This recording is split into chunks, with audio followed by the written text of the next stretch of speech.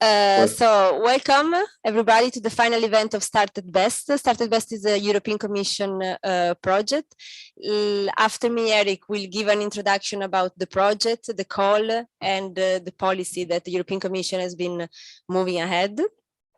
Well, I'm very happy to have you here today. I know that the event is relatively small. We did our best, but the situation of what we call the post-COVID, I think is not post yet. But I think that in terms of workplace innovation, we learn a lot with COVID.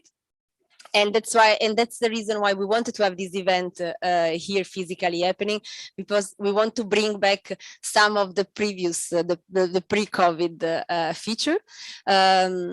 So the event will exploring the flexible working models that we learn a lot before COVID and after, but also investing in new reskilling and the well-being, and also evaluating the new policy trend that with workplace innovation and especially after COVID we kick in.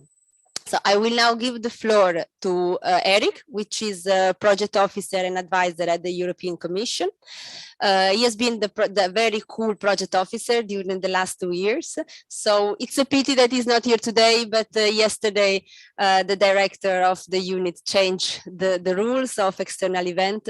So he's not far away from us, he's in Brussels, but well, he couldn't make it here on site. Eric, the floor is yours. Okay, can you hear me, guys? Yes. Can you hear me? Yes, and we can see good. you. Yeah. Great, super. Well, first of all, thanks for inviting me today virtually to this important event that is the final event of the Started Best project. And I would have loved being with you today. And now things move quickly, and you know, especially due to Corona. So yesterday we had this message that external events should be avoided if possible. So I frankly hope that, well, we said that last year already, in 2020, next year will be better. But I sincerely hope that with vaccinations going on, we'll come back to a more normal life in 2022. You know, I hope I'll not be saying this again when you're on in end of 2022. Okay, thanks. I will spend a few slides on 3 slides on workplace innovation, and then I'll do some you know, pro domo promotion for our own you know, call that there's the calls that have come out on work programs under the European Innovation Ecosystems and the EIC program.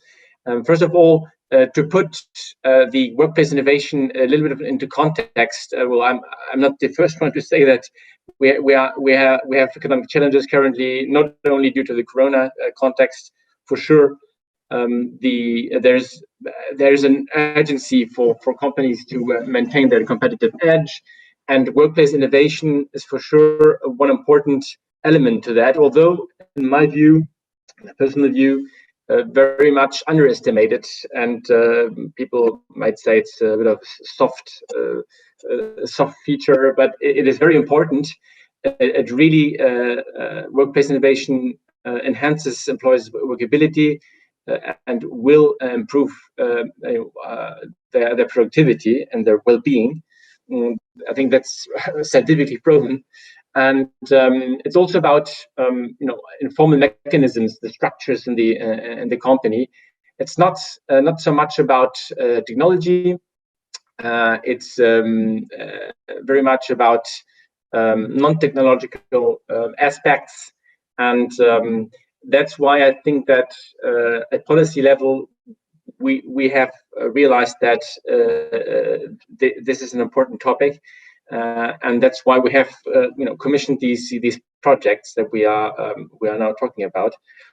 So talking about non-technological innovation, well, we talk about business structures, human resources management, also relationships with outsiders, outside the organization, clients and suppliers, and then the overall work environment. What is important to understand is that this is not, you know, that's a flexible, ongoing process, and basically all stakeholders, well, mainly in the organization, obviously, will have to reflect on that. That's the idea, that there's a transformation process going on in the organization. That's why a few years ago the Commission initiated this very important initiative, the European Workplace Innovation Network, which was financed between 2013 and 2016. And what is really good to see is that the network has become sustainable. So we have handed over the project to civil society, the private sector, and the network continues to spread evidence on the benefits of workplace innovation. There's a lot of awareness raising. They have produced two interesting features. The one is the knowledge bank, this rich resource of good cases and videos where you can see examples of workplace innovation, and then the practical guide, actually how to do it, how can you implement workplace innovation and assess your practice in the organization. Network is completely open to any kind of stakeholder interested in the topic. And as I said, it's running. It's now, I think the number 10,000 companies have been connected. It's now might not be accurate anymore. It may be much higher, to be checked with the EU-WIN consortium. But for sure, it's good to know that the initiative goes on. Now, talking about the today project, and based on this EU-WIN success, we asked in a call in 2019 to applicants to come forward with pilots, supporting small businesses in workplace innovation. So we have 3 projects that are running out this year. They started best will close in 1 month's time. And so each of them has a relatively limited budget, but with lots of leverage, with 300,000 euros. A lot of that goes directly, benefits what we call third parties. It's a term we use, financial support to third parties. It's basically small businesses that receive small vouchers of less than 10,000, but which have an impact in a high impact on smaller companies. And so we have these 3 projects: Innova South, Relectivation, and our today project, Started Best. And that's a good moment now, I think, Chiara, to congratulate you, because I've seen most of your deliverables and reports so far, and congratulate you for the great work you have done, helping those 30 pilot companies between 2019 and 2021 to implement workplace innovation. In this link, you can see an overview of the different companies and what their project was. And I'll leave the rest of the description of the project obviously to Chiara and to the consortium later on, and would like to spend a few minutes now to put something into context, because of course we continue to strive for improving European innovation ecosystems. Workplace innovation is an important aspect in that. You see here that, just as an example of how many initiatives we have launched in the last few years under the Innovation in SMEs support program, InnoSup. So I won't name them all, but it's a panoply of different topics that all play their role in stabilizing and bringing innovation ecosystem forward.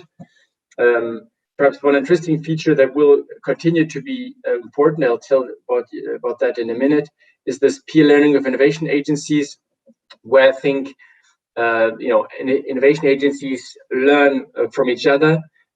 Innovation agencies as intermediaries that support companies. So that might be an area where in the future, under our new European Innovation Ecosystems program, the workplace innovation initiatives might find their role, or find their place.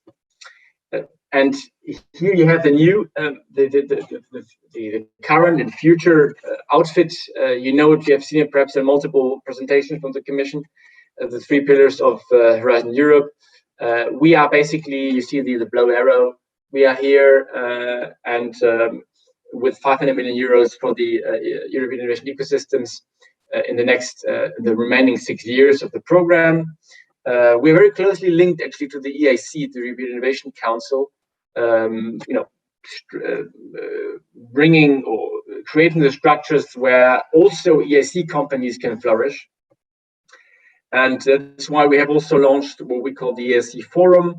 I know from Chiara and Carolina that they will participate in the EIC Summit tomorrow and on Thursday.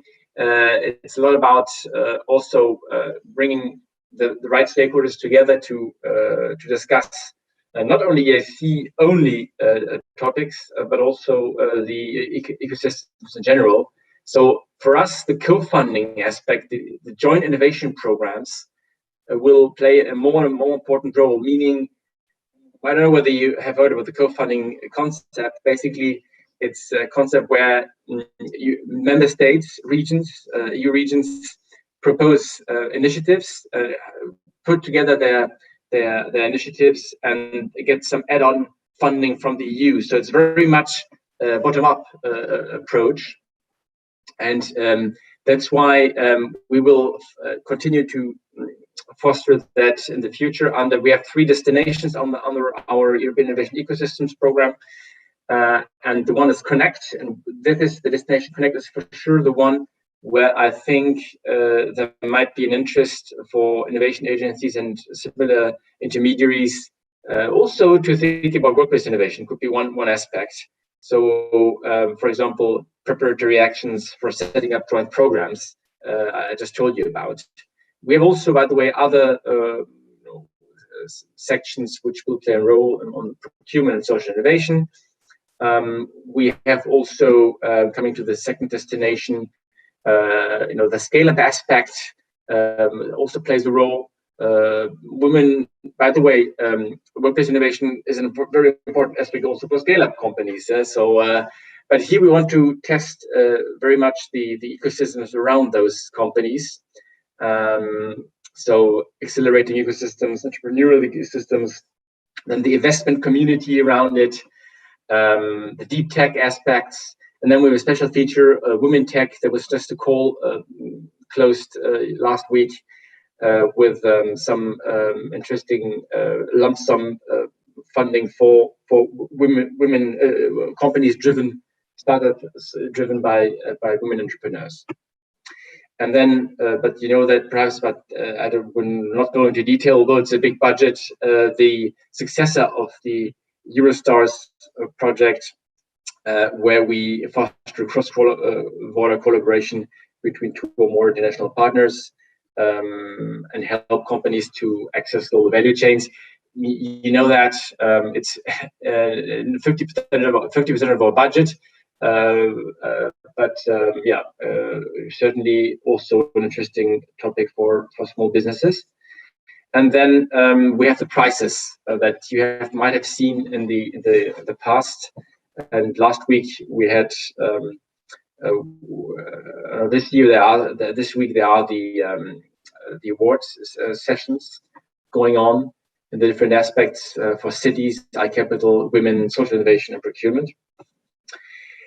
And then I would like to close by mentioning this one last slide, which is a very new, brand new initiative, not so much focused on workplace innovation, but I nevertheless want to mention it because it's a topic coming from the regions, from the structural funds, where we have a new pilot, more than 500 million euros in the next 6 years, where we try to support interregional investments in companies in smart specialization priority areas, which will also use cascade funding, by the way, for the companies that will be involved in those projects. So that's very new. It has opened this morning, so you might be the first ones learning about it today. We'll have a look on the funding and tenders portal.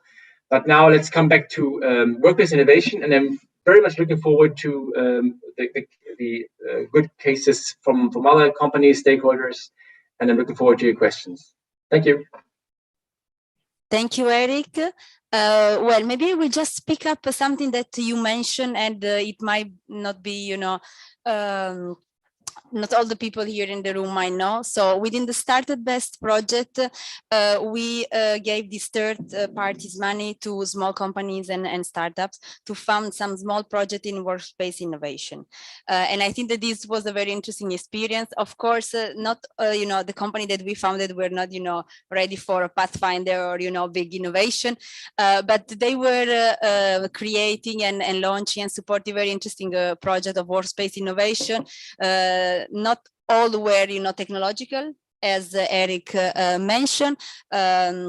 But we had very different type of startups and of companies from tourism and other sectors. In the afternoon, we will have a session dedicated to them for presenting the result of their work. Some of them might be here today as well with us, but this was just, a small, little information to pick up something that Eric mentioned. I just want to say something that we were not seeing the slide of Eric. And there was probably the last slide that could be interesting, as he said, it was, this pre-launching information. So we'll maybe share it later, but now I give the floor to Stravula from the Eurofound agency. Stravula, are you there? Yes, I'm here. Okay, so we'll give you the floor. We'll just make sure that we'll see your slide. Sure, I'm sharing. I'm starting sharing now.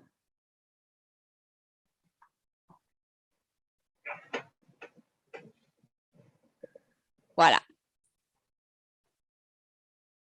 Maybe if you put the full screen, voila, perfect. Yeah. Can you see it now? Yes, now it's perfect. Oh, okay, very good. I can't see you all, but it doesn't matter. So good morning, everyone. I hope you're all well. I'm Stavroula Dimitriadis. I'm from Eurofound.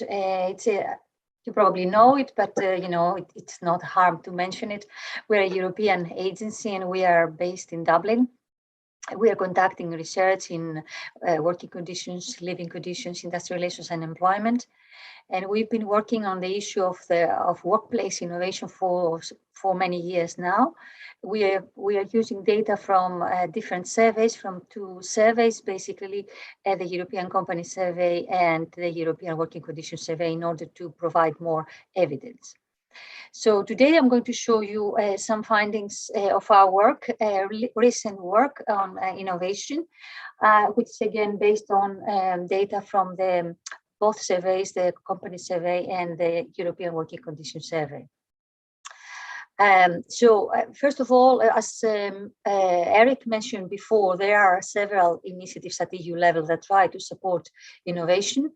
Of course, we need to mention the new skills agenda because it is important. These are some of the recent adopted initiatives. And through the new skills agenda, there is an emphasis on supporting green transition, but digital transition as well. We shouldn't forget about the Next Generation EU and all the support that this provides to the member states. And among those would be, for instance, workplace innovation as well. And Horizon Europe, of course, it's a major initiative at the EU level, as well as the European Industrial Strategy. And of course, we should not forget, projects that, like yours, Started Best and Innova South, as Eric mentioned earlier. All of these projects provide some evidence that, really help the companies, the managers, but also innovation agencies, other policymakers to make decisions that are based on real evidence. And why is this important? Because you see, we are in a situation today in Europe, but also globally, that we are faced with, big emergencies. We're having the health emergency, we have the ecological emergency, but there are also other inequalities that we are faced with. And of course, governance, not forget about the governance crisis.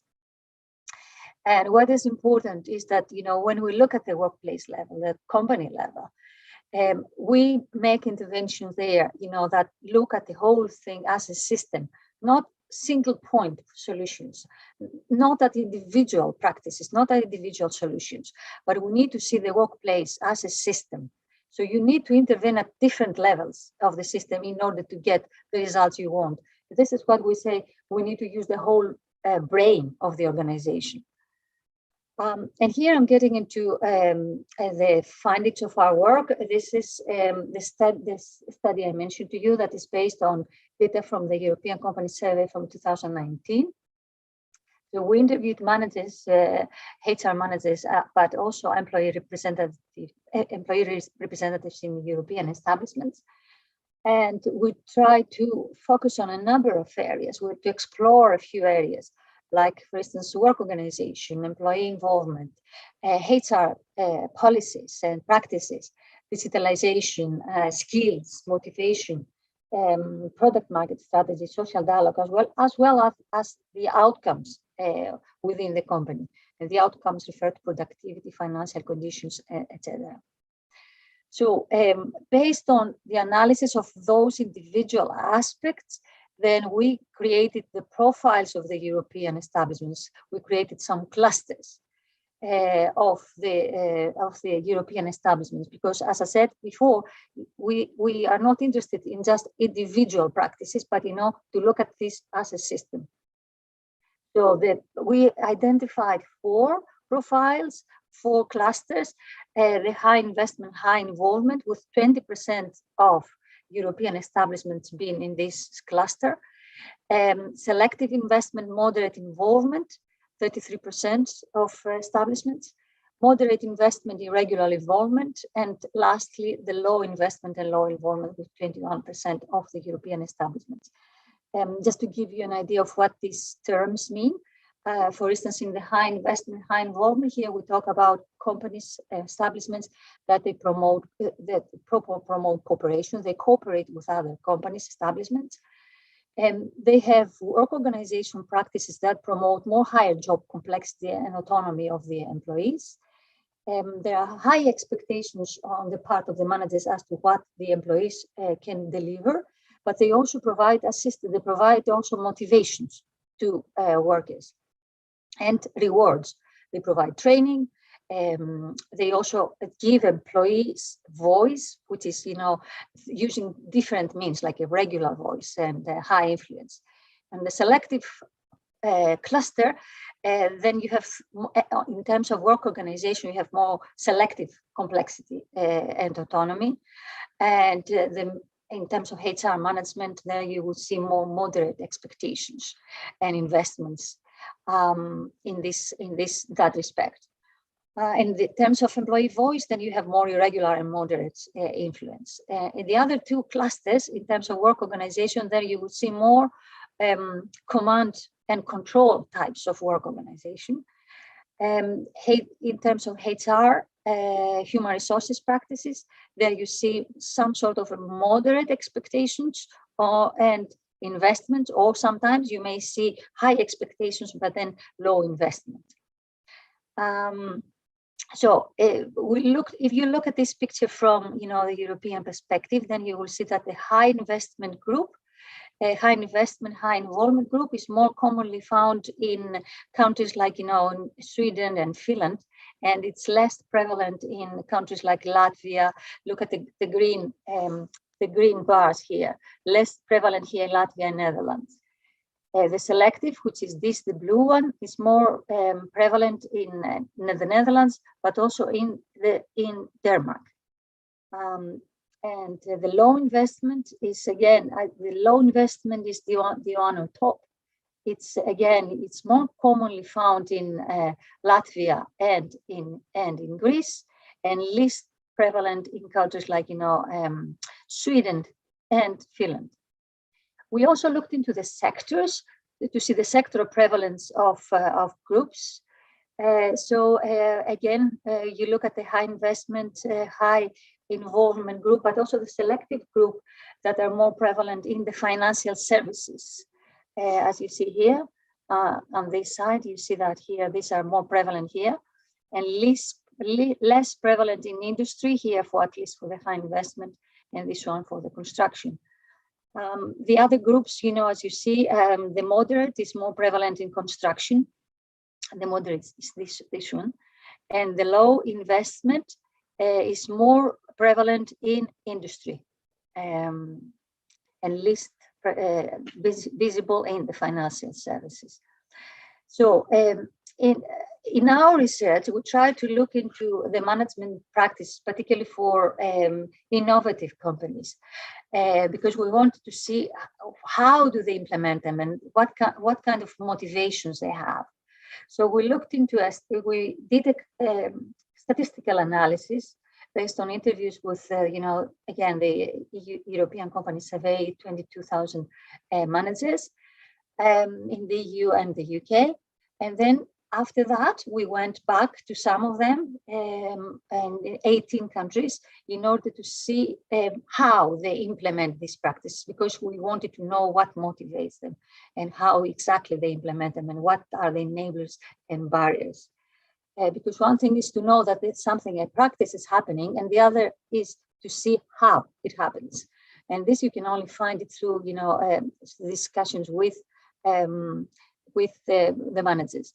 And I just need to mention here that the countries we selected were Czechia, Greece, Italy, and the Netherlands and Sweden for the case studies. For the statistical analysis, we used the whole sample.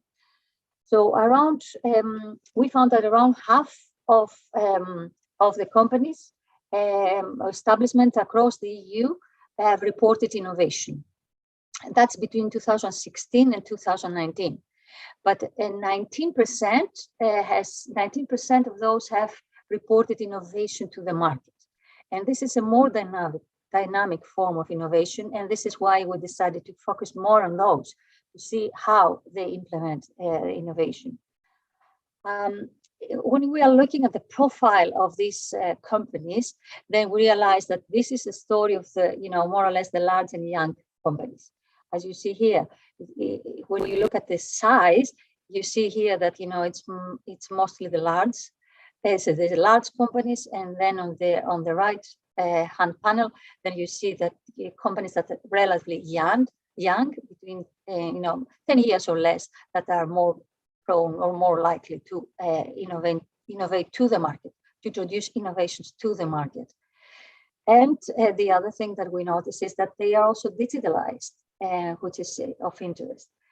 They are more likely to be active in certain sectors, like in information and communication, industry, and business and administration services. And also the companies that innovate to the market and to the establishment tend to operate in an environment where they face competitiveness, a very competitive or fairly competitive environment. So when we did the analysis of those innovative companies, we tried to see which practices are associated with innovation, particularly to the market.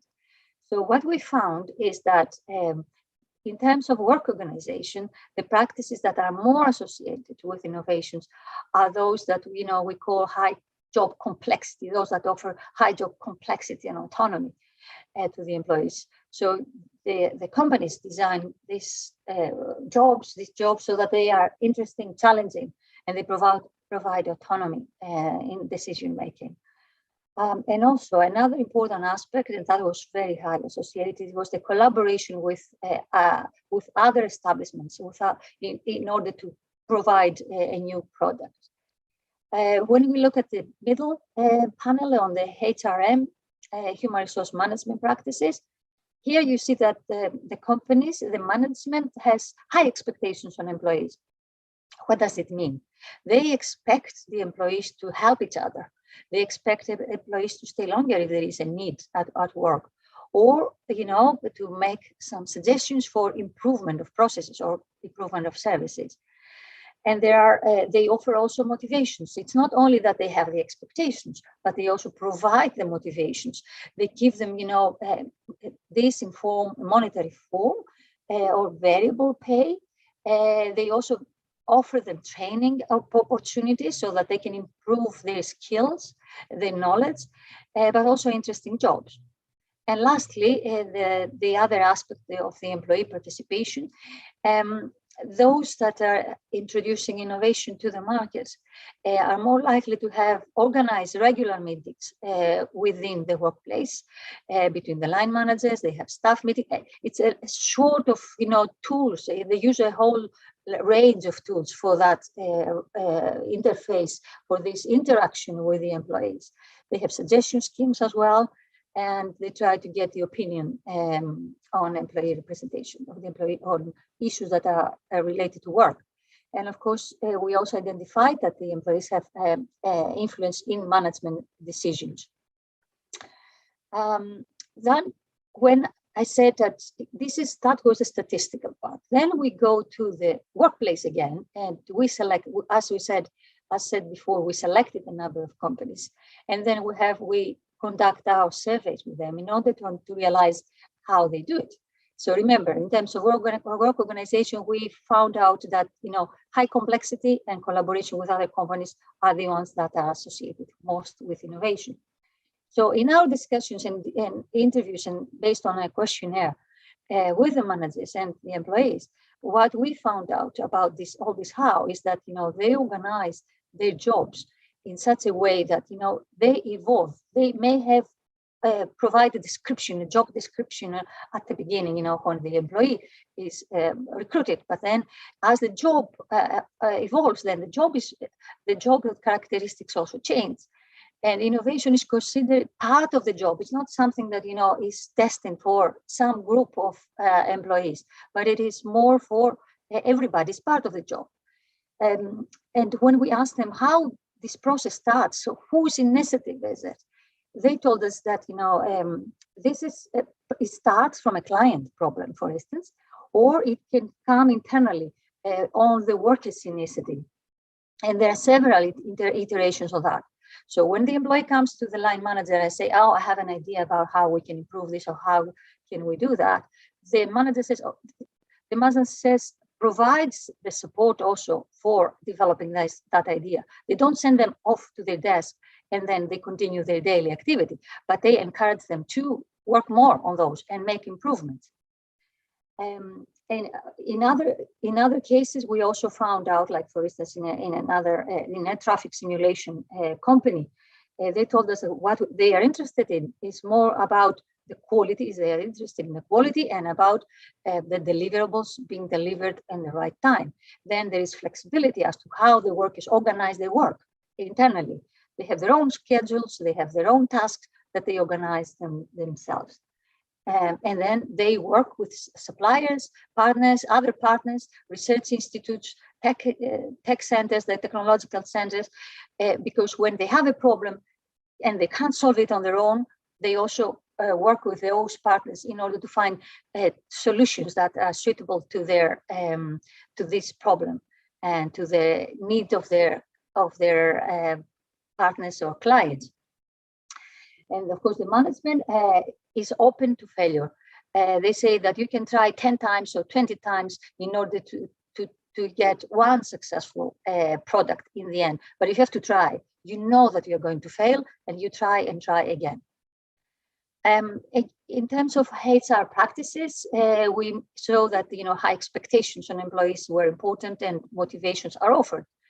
So in the interviews, in the face-to-face interviews, managers mentioned that it's important to have this cross-unit cooperation, and that's really, really important to ensure that people learn from each other, and they also recruit for the right personality, for the right fit, the right personality. And what comes across all the cases we investigated is that training is really important, and it's both informal and non-formal, but also formal training.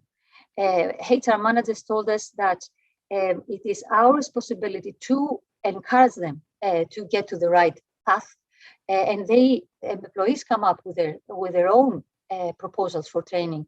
It's not the management that tells them this is the way to go. And then they also provide, as we mentioned earlier, monetary rewards. In that take any form, like, it can be a proportion of savings, or they can give them vouchers or family trips, or all these types. The right personality is something that came up, I mentioned before, quite strongly, because it was not just the skills that they are looking for, because in many cases they can find the skill, but the right personality, as you know, in the words of a HR manager, we need to find people who love to learn, who have a love for learning, and they can develop further. They have different practices that they put in place. Like, for instance, they organize short meetings. In some company, like in the Swedish radio, they organize 15 minutes knowledge sessions where they present something new that they have come up, so that the others can learn from that experience. Or they organize mini lectures, or the management supports lunches with people who come from different units. Then when it comes to employee involvement, regular staff involvement, we said, and high employee influence. So taking evidence from both managers and employees shows us that, this is part of their work organization. They don't consider this as separate part of their structure. It is part, because employees are expected to participate. And what they do often is that when they have an idea, they can pitch it to either the line manager or to a board of managers, where the decision is, where a selection is made over there, and then the employees can help with innovation, with the selection of a project. But what they all agree on, for sure, is that they expect and they encourage the participation of employees in how to improve the production process, how to improve the services. Without their contribution, they think that this is not working. They can't make any new products, or cannot improve products, or bring new products into the market, because only through their expertise and tacit knowledge this can become really important in the production. And I mentioned earlier training, but here you see that they organize lessons learned sessions. They get together, managers and employees, and they learn what happened, what has happened, what have we learned, what have we done in the last few months, and what we can improve. So all of these three dimensions are important, and I want to emphasize again that it is this systematic systems approach that is taken into account. That's important.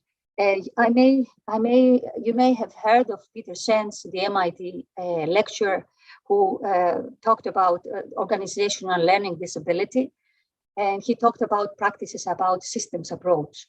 In one incident, he mentioned in his book about the USA, the American car manufacturers, who were very eager to understand why the Japanese companies were having such an extraordinary precision and reliability at lower cost on a particular assembly process. So what they did, they stripped down, a Japanese car in order to understand what is going on. What did they find? They found that the Japanese they used the same bolt 3 times on an engine block, which at least this is what it means, is that the US that used 3 different bolt types had to use 3 different tools, 3 different inventories, and were making the car manufacturing production much slower and more costly to assemble. And this was all due to the work organization system that they had in place, and the fact that the groups that they had created would not work with each other.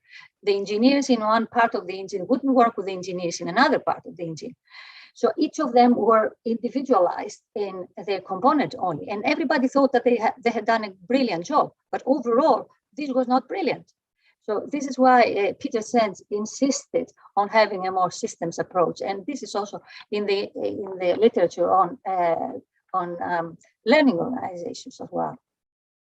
So that's a recent findings of a survey that was done in 17 in advanced economies, as it was said by the Pew Research by Pew Research in the US. They looked at, they asked people what makes life meaningful. What is meaningful for you? So what people value in life, what gives them satisfaction. So what you see, of course, first is family and children, with 38% picking that one. But occupation and career is 25%, and this varies widely between countries. Like it can be 43% was in Italy and 22% in Germany. And in the United States, it was even lower. It's 17%. And if you go even lower on the list, because they also had countries outside EU, like Taiwan, Japan, and Korea, that was even lower. So perhaps we have to look again, at our management practices and how we use them at the workplace level. So you may have heard about the Great Resignation that's been discussed lately. We don't know whether this is a trend or whether this is something that is going to stay with us for some time. But this figure came from Ireland, and this is the 25% is the attrition level in the IT sector in Ireland. And the Healthy Place to Work Ireland, and John Ryan mentioned recently that this figure has way past anything HR managers in the IT sector have seen. So perhaps we need to understand, management needs to understand that, talented individuals, have need job opportunities that provide them opportunities to develop, to use their imagination, to use their skills.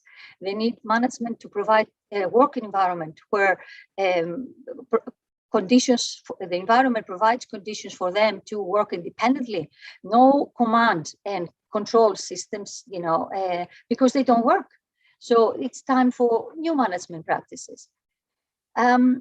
And then we looked into the European Working Conditions Survey data to see where workers work, in what kind of work environment, work organization environment they work. So we looked into questions about the task discretion, which is about the employees' tasks, whether they can exercise their own initiative, and also the organizational participation, whether the employees can participate in decisions that affect the organization where they are based. As you can see, the majority is, a big part is in low involvement work organization system, 35%, where you have low task discretion and low organizational participation. High involvement employees work, high involvement are in 29% of employees work in this type of environments where you have high task discretion and high organizational participation. And the other two are, you have a mix.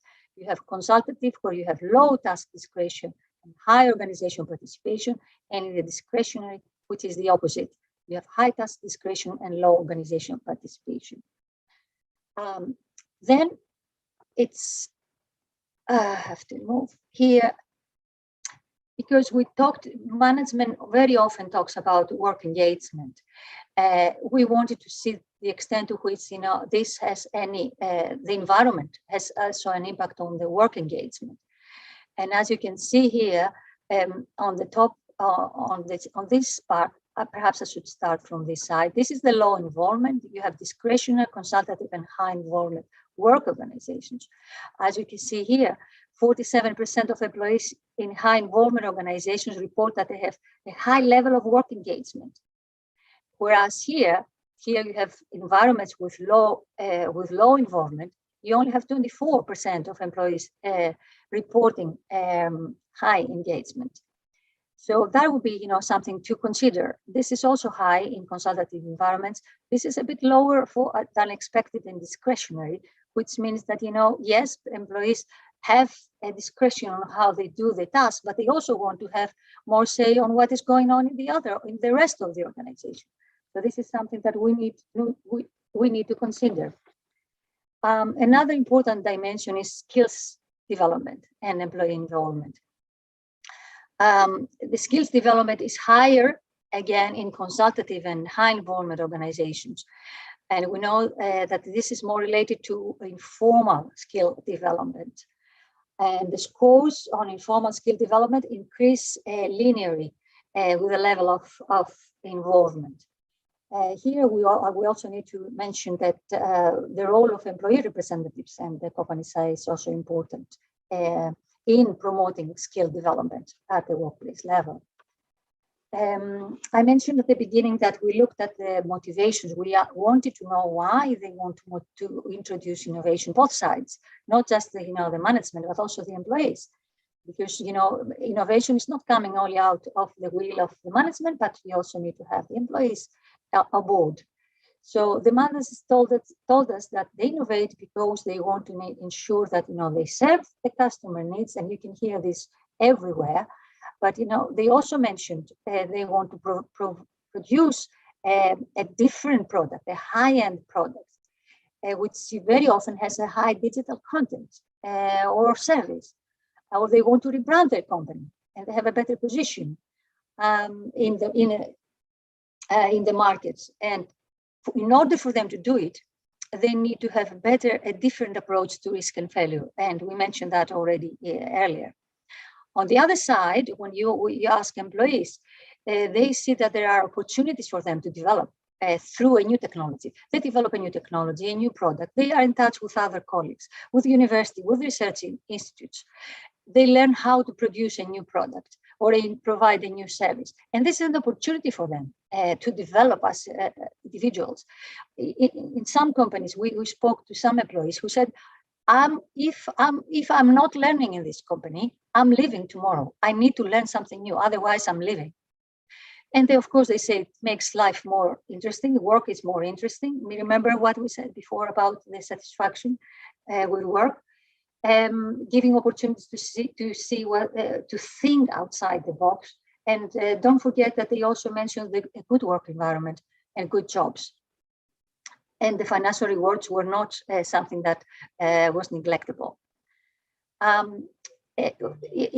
Examining the enablers and barriers of innovation, on the side of the enablers, you see the management attitude, the skillful workers. These are enablers. These make innovation easier, and there is a need also to have open internal communication. The barriers include lack of financing, resources again, and a lack of management drive. But look at this, the management attitude appears here twice, which is actually both an enabler and barrier. That's important to remember. Then the skillful workers again are here in both sections, barriers and enablers, but the lack of financing, yes, it can be a barrier, but it's not necessarily an enabler. One of the managers told us, you can have as much money as you have, but if you don't have the drive, if you don't know how to use the investment correctly, and if you don't have the right people, then you may fail. And that's something that you need to remember in terms of supports to companies, particularly for innovation agencies. And for the outcomes of innovation, look at these bubble graphs here. We try to see how the establishments that are distinguished by the level of innovation perform in terms of workplace well-being, but also establishments' performance, which is profitability, profit expectations, employment expectations, and so on. On the workplace well-being, we examined indirect measures such as work climate, low motivation, absenteeism, and staff retention. So as you see, the focus of our research has been the innovation to the market. So companies that are innovating to the market more likely to have higher performance and workplace well-being. And this was confirmed in the case studies as well. Then another dimension I would like to mention is that we had the chance to talk with some of the managers about the challenges they have in the post-pandemic period, because we were lucky and unlucky at the same time, I would say, to hold a few interviews during the pandemic. So the managers told us that within the next month they were planning to introduce changes in teleworking, and these are likely to stay in the future. They want to redefine the rules of remote work, introduce working time accounts, And in the words of a manager, we realize that our employees can be trusted, even if they are working from home or wherever. So why don't we provide them, the means to do this this properly? And it's not a benefit. They don't offer this as a benefit, but it is part of the organizational work that they are introducing. They continue investing in research and development, because this is even more important than before, and increase robotization. So I'm reaching the end, so that we can remember a few things after this analysis. It's important to design the jobs that are provide challenging jobs, interesting jobs, give autonomy to people. Yes, have expectations, but also provide motivations to people.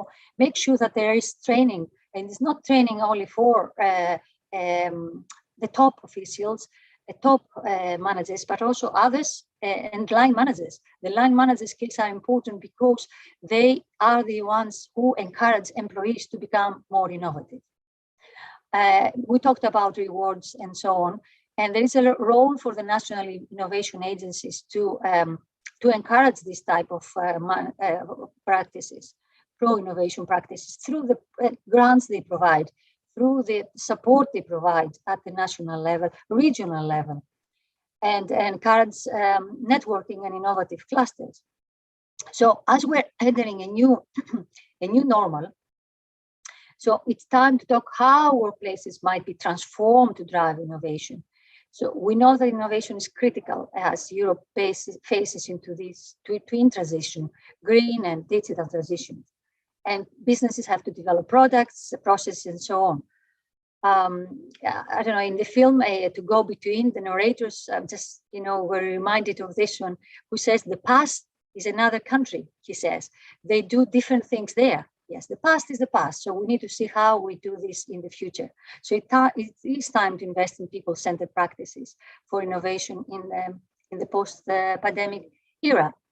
So I'm closing with, the Eurofound sources. I'm basing this presentation on these sources, and I would like to thank you. I think it was very interesting, and thank you to the job of Eurofound in steering the direction of public policy and also for companies. In many of your slides, I saw insight and point of discussion that we have in the management, in everyday management, on how to grow the team, how to motivate the team. I think we have a question from Odysseus. This is a nice advantage of having a small networking. I know all the names of the people in the room. So Odysseus, please ask a question. Hi, Stavroula, and not Stravula. It's very similar, but Stravula means blind in Greek. Hi, Stavroula. Can you please put that slide behind where we had this chart with the most important aspects of human life? It was a 2-3 slides ago. Okay, let me share this again. You can come here. Yes. It's I don't want to. I'm very visible there. I'm sorry. Not that one. That one. Yes. I know. Yes. This reminds me, and I'm just saying it for all our benefits. There is a book that was published about 3, 4, 5 years maybe ago by an Australian nurse with the title "The Regrets of the Dying," and it is her experience over 40 years of looking after people that had terminal disease and they knew how to die, what it is that they thought they regret. And it was the same kind of chart exactly. The only difference is what is number 1 here is number 2. The opposite of occupation and career, which means like it was expressed like, I should have spent a lot less time working and looking after other things than this. This was the number 1 regret of the dying. The number 2 importance was family, children, and keeping good contact with my friends. So it seems that between that moment in life and the moment we have the actual experience of life, these views change. That's all. Thank you, Odysseus. Thank you, Odysseus. Is there any other question? Well, if not, I think that we come back on site and we go back more on the field of the, the concrete experience from the startup, from innovation agency, and from a corporate. So I now give the floor to Benedict. He's the policy director at the Allied for Startups. And I think he has a lot of interesting question and interaction for the audience. So don't fall asleep. Is this on? Check, check. Yeah. Thanks so much. If I could ask that my presentation be put on as well, that's even better. Perfect. And now I can just quickly check. Perfect. Good. Yes, I was going to ask, actually, I feel so protected. Yes. Operation here.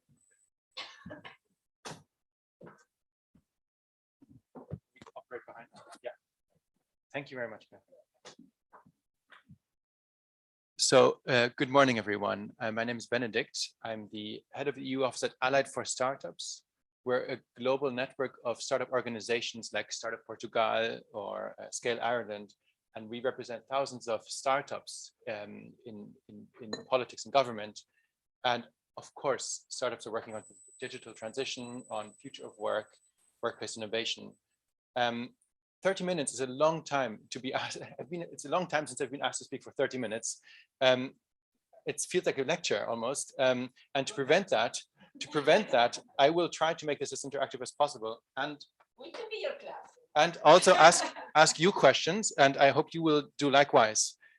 First off, let me say that the topic is very interesting to me, but I'm definitely still learning. So please, please share with me, and I'm looking forward to learning a lot more. I think the first presentations were really excellent in giving a lot of technical information already. I'm trying to add a bit the startup perspective from the network we work with. We've talked about it a bit already. The elephant in the room, the impact of COVID on the workplace. I don't think this needs incredibly much elaboration, but it goes without saying that for all employees, the meaning of work has changed overnight. On the one hand, everything moved online, workplaces were digitized, processes rethought. Staff Uona shared so much already. I won't go into much more detail here, but on the other hand, we've also seen, especially in startup ecosystems, that the workplace and the private life has really overlapped, even merged, and this is now incredibly challenging to separate for some people. Some colleagues are very happy to come into the office. Some are very happy to stay at home. Some are very happy to come to the office because of their kids, and some want to stay home with their kids. And so it's also very individual for everyone. And likewise, employers, as was pointed out, are also incredibly challenged. I noticed it myself. What happened with the in-person pep talk or the on-site gym you promised your teammates? So I think this is a great opportunity to discuss the future of work, and I'm looking forward to also hearing from you what you think the workplace of the future should look like.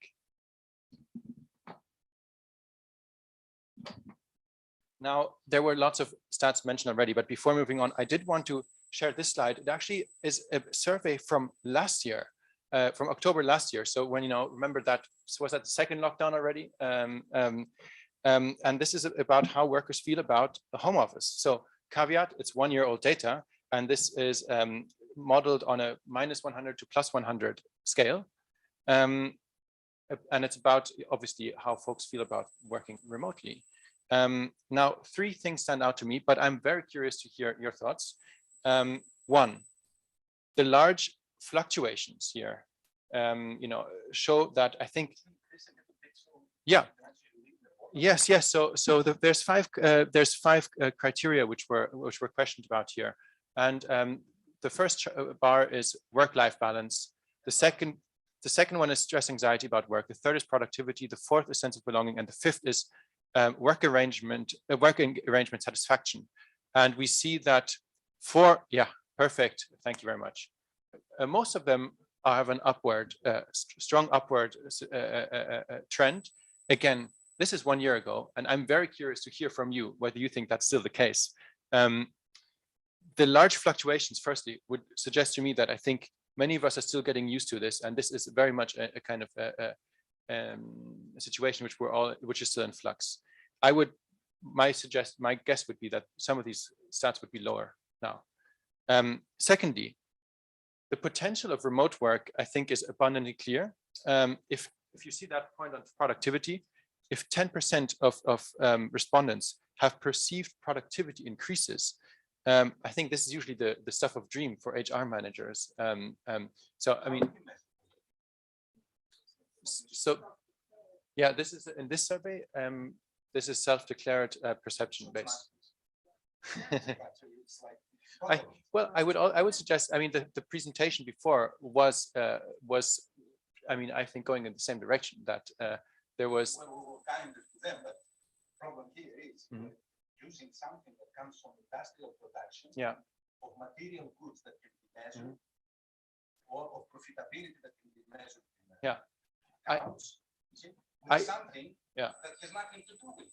You know, I wouldn't argue with you on that. I think what I would say is the toothpaste is out of the tube on remote working. It's happening now, and in the long run, those who are productive and who get the job done will be the successful ones. And some companies who have embraced remote work and are doing very well with it. One of the next speakers, Andre, is from one of such companies. But there's many startups like this, which we have in our networks, and some need to be on-site, and some industries, you're right, will require more on-site than others. So I think the message isn't that we know 100%. It would be, I think, a bit naive to say we know from this data that working remotely is the better way to go for the future. But I do take from what we've seen so far that there's more options, and the ruling is out. What works for each business sector and what for each company type. I understand. Yeah. Sorry, isn't the measure really a longer term one? Yes. Say, how has profitability increased, and Yeah. then determine why has it increased? Yeah. Yeah. That's more, I think. Yeah. I agree that profitability is something that can be measured. You got your costs, you got your incomes, you subtract them, and that's it. Yeah. No matter how sophisticated it gets, that's it. Yeah. But here, the notion of productivity, the concept of productivity is applied in places that it has nothing to do, doesn't belong. Like competition, to take an example close geographically to us. What is the productivity of the bureaucracy? Well, obviously, this is a measurement of, this is a survey, and I've put the source in there for you to also look at, and I'm happy to share it in the post-mortem of the presentation, of lots of sectors and lots of businesses. So I'll make. Yeah, you know, I mean, honestly, I really appreciate you making the point, and let me make some progress, and maybe we can come back to this at the end. And I was going to also say, you know, it's probably not the best slide to showcase this, but it's not all roses. As you see, for instance, there is a decrease in the self-perception, which I think is actually the best metric on the sense of belonging, which I mean, it doesn't surprise us because many of us still define or work a lot through interpersonal connections, and physically spending time in the trenches together is obviously very important to have a sense of belonging with your employer. I was going to ask if you share the assessment, but I've got already some really valuable feedback here. Does anyone else have any thoughts on the stats you've seen here before I make some? Yes, go ahead. Satisfaction, but there's also a part increase in stress related to work and anxiety. Yeah. It seems a little bit contradictory. Yeah, it's a great point. And again, I'm actually really happy I brought this slide because it's 1 year old. And the colleague before was making, you know, was I think giving some more, the data from this year is not out yet. And my guess would be it's a lot less enthusiastic after we've all been forced to do this now for 1.5 years. But I'll be happy to share the data, the new survey once it comes out. And I would share that point. Yeah, Andre. For me, that thanks. It's really inspiring. For me, that actually the story I think that can be between the work satisfaction and stress and anxiety, for me, that what it results is that the fact about stress and anxiety about work is now more in my hands than in the hands of the organization I work for. So the increasing level of stress and anxiety, at least in my personal experience, meant that it is actually my choices about how much I work nonstop, work at nights, etc., while the organization was kind of open to adapting. So that I think those are not contradicting, but what I see observation maybe is that it's more moving towards less how the organization take cares of me and more how do I make that work. So that's just one observation maybe. Thank you. Oh, there was another question. Sorry. Is behind this increase in anxiety any more data, like more specificity, where it comes from? From personal experience, I can tell you, it comes from IT. From your team, you said? It's not only that you're changing something that is as old as humanity, which is interacting with other human beings by facing them. This is new. This is even last half century or whatever century. So it's not, is there any detail about what causes the stress there? Is it simply that the fact that we're not together? It's too simple. So well, I mean, I do think that on the sense of belonging bit, and I would also venture to, you know, as Andre said, to suggest that there's a relation. The point of interpersonal connections and physically spending time together was mentioned as what the highest, the factor of the variables with the highest impact on the sense of belonging. On the stress anxiety about work, which I think you're asking about, I think I'm doing everyone a favor if I'll share the link afterwards. And then you can all look at it on your own time. But I'm happy this provoked a bit of debate. Let me make some progress because I do still want to talk a bit more about startup ecosystems themselves. If we put ourselves in the shoes of a startup founder or employee, it's even a bit different than maybe in a conventional SME. We obviously know startups as highly ambitious tech companies and they want to go fast and change the world. But I think in the context of this discussion, we should also think of startups as very adaptable and flexible companies. So just to give one example, in the first wave of COVID, we co-organized a hackathon with the Commission and Commissioner Gabriel to support health systems, to find solutions to manage this crisis, to build systems that can provide, you know, a green and digital growth post-COVID. And many of these innovations are still in use today. And just one example, if you think of, you know, Velmio is an Estonian pregnancy monitoring app. They U-turned at the beginning of COVID and they built a track and trace system for Estonia. And more broadly, in the first 6 months of COVID, 18% of startups pivoted their business model. That's a fifth of all startups, which is, if you ask me, quite incredible. I couldn't see that happening in any other industry. Now on remote work, I think obviously startups are in a bit easier spot to make it work. You know, not just the mentality of being problem solving a lot, but they usually have less assets invested in fixed assets. So, you know, they don't have factories or restaurants or telephone lines usually. But at the same time, and this is something you know, we're seeing more of now, entrepreneurs and startups especially like to be around their peers. They like to explore new things, they like to try out new stuff, and they like to cross-fertilize.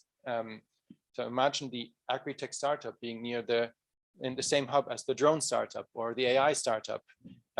This is where the magic happens, and this is great. And we know that startup hubs are proven to create more jobs and more innovation than other economic sectors. I think it's too early to say what the long-term effects would be of having 1 year of lockdown on this, but we have started to see kind of the rules adapt in many ecosystems to allow these ecosystems to be operating again.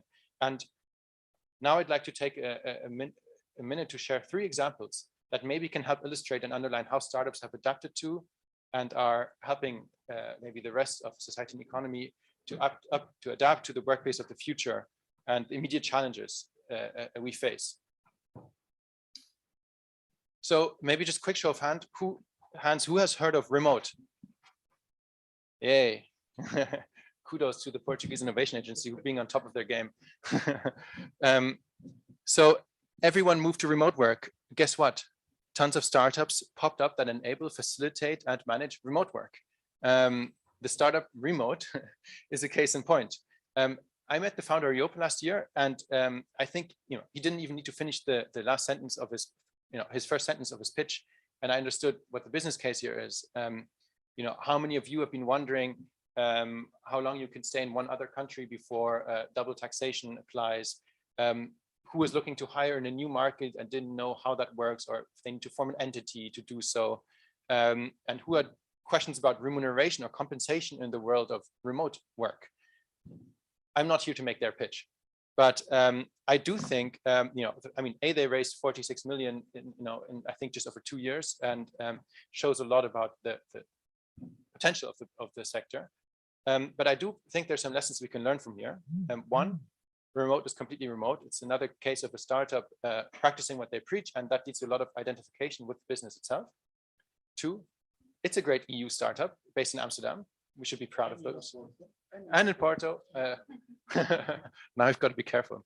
And thirdly, especially in the context of this discussion, if there's opportunities for HR or around the future of a workplace, you can bet there's a startup out there trying to deliver for users and consumers and building solutions for them.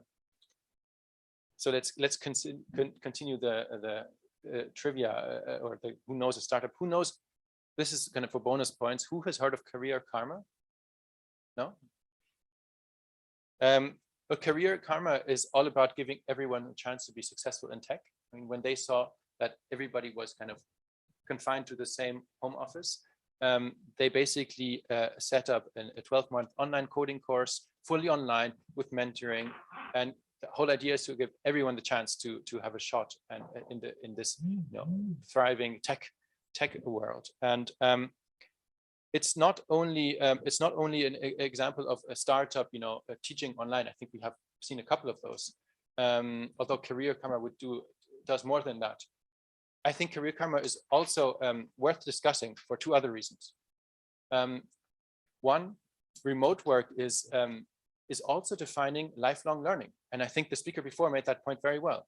Already before COVID, the breathtaking speed of tech and innovation was beginning to stand in contrast with the conventional college degree, and the conventional education folks are getting, and helping folks skill up and keep skilled for new opportunities and growth is I think a big challenge we face now, and an opportunity in the remote context. And we would say probably that virtual tools have leveled the playing field a bit. Education needn't be restricted to folks with a certain purchasing power. And it also needn't be restricted to folks in a specific age group anymore. And disruption, which often sounds like a negative word around town in Brussels, actually is something we should maybe embrace when it comes to education in the remote and in the tech world. I'm curious who's kind of got any first thoughts or impressions on what impact COVID had on digital skills and digital learning or lifelong learning. Does anyone have a shout out to make? Yeah. You can see by the data access to Khan Academy, to Coursera. Sorry, it increased. You can see it in that just web access to Khan Academy, to all these Coursera, all these people interested in new skills and getting themselves started. Maybe it was a bit too soft of a question, but I mean, yeah, that's definitely what we see as well. And Career Karma is a part of that puzzle. They've already, I think I put it out there, got 150,000 members, which is quite a lot of free or cheap education for folks. And last one I wanted to, sorry, yeah.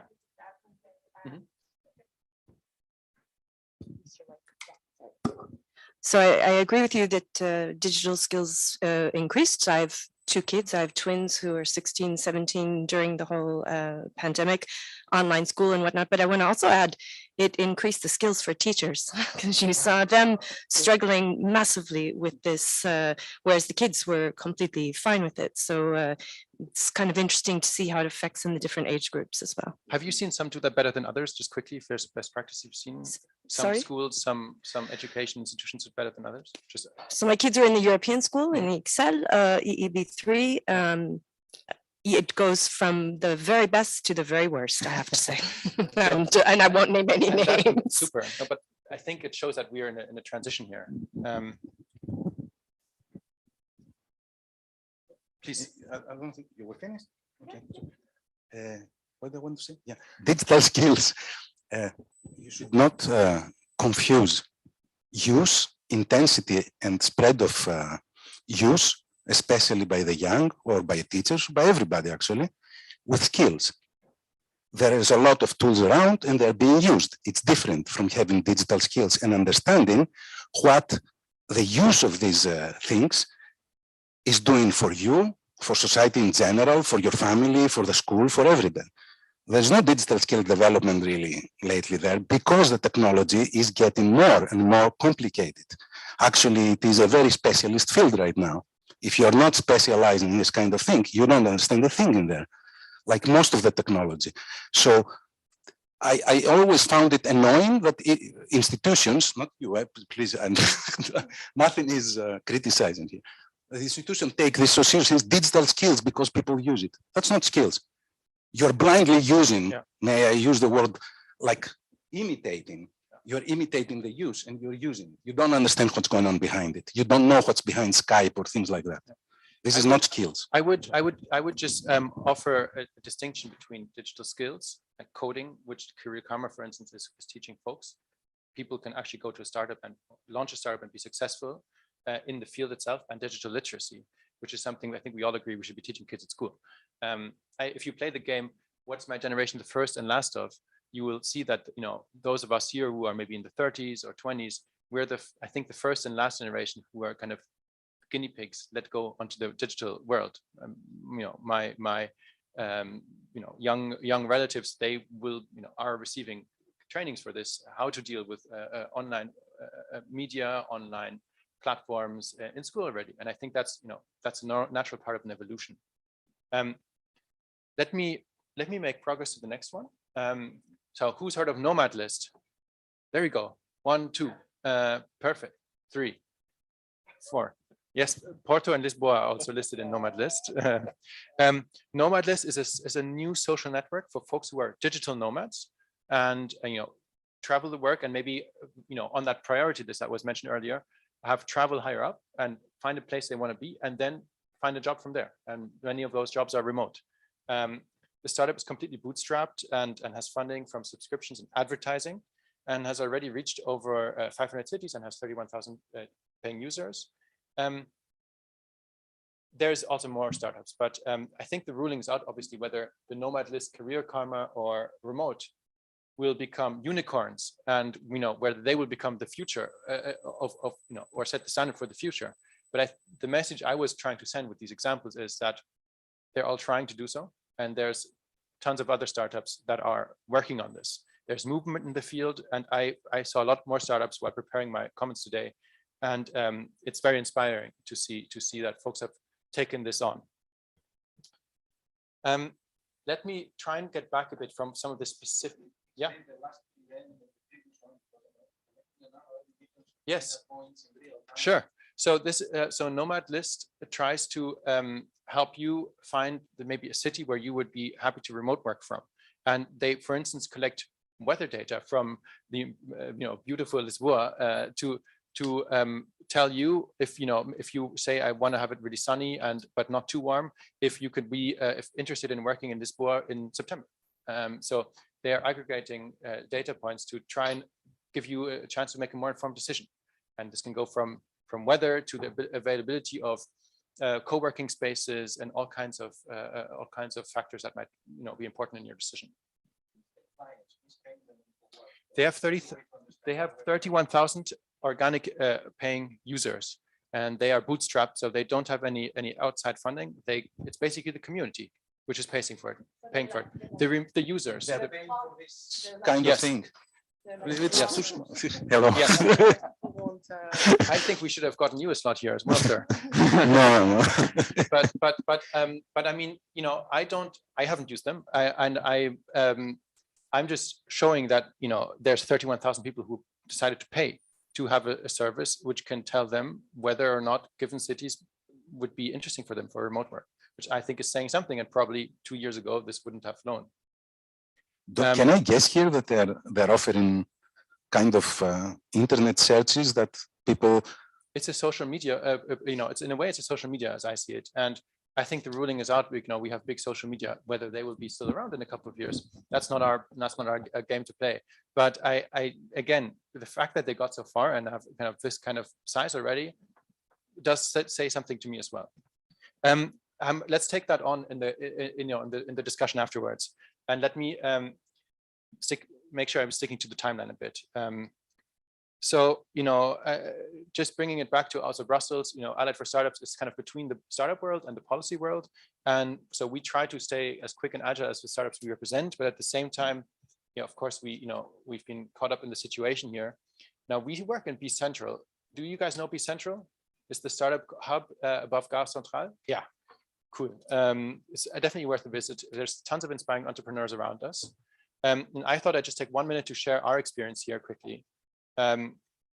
One, before the start of COVID, we took several meetings to identify our values, which was sort of coincidental because we had planned to do this for a while. But the issues with, if you recall the issues with COVID remote work and the sense of belonging, actually this process helped us to think about who we were and had a role in mitigating also some of the negative fallout of that. The fact that everyone had invested in identifying our values made sure everybody was kind of feeling on board when the first lockdown hit.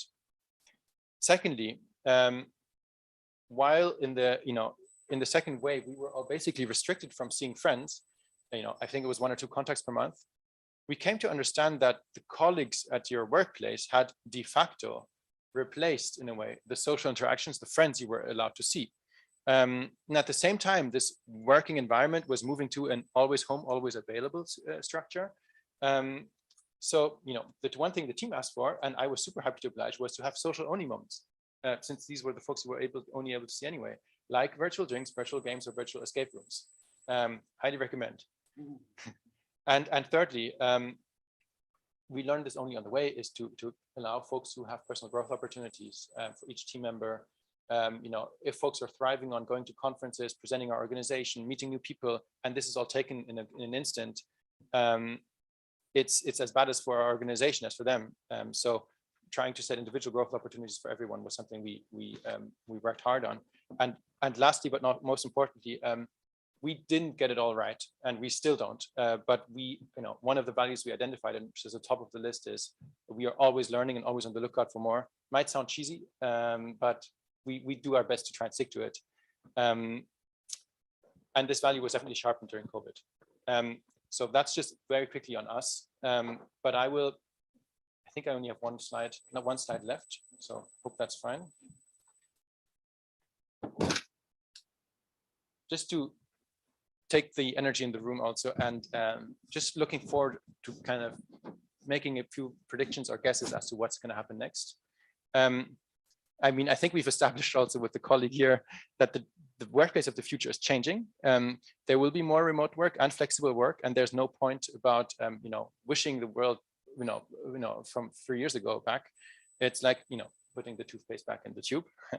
But more specifically, I think what we've seen work move from office to remote with the stroke of national lockdown measures.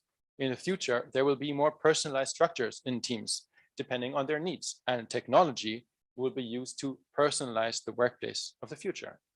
And here comes the contradiction maybe. We will also see a bit of a consolidation on the market. How many video call subscriptions do you need? How many team managing apps do you need? So this is quite normal in startup ecosystems, that when there's a new opportunity, everybody rushes in and tries to get a piece of the cake. And now we'll see in the long run which business models and which platforms will be viable. We also think there's a lot that legislators can do to kickstart their startup ecosystems and become best-in-class locations for the workplace of the future.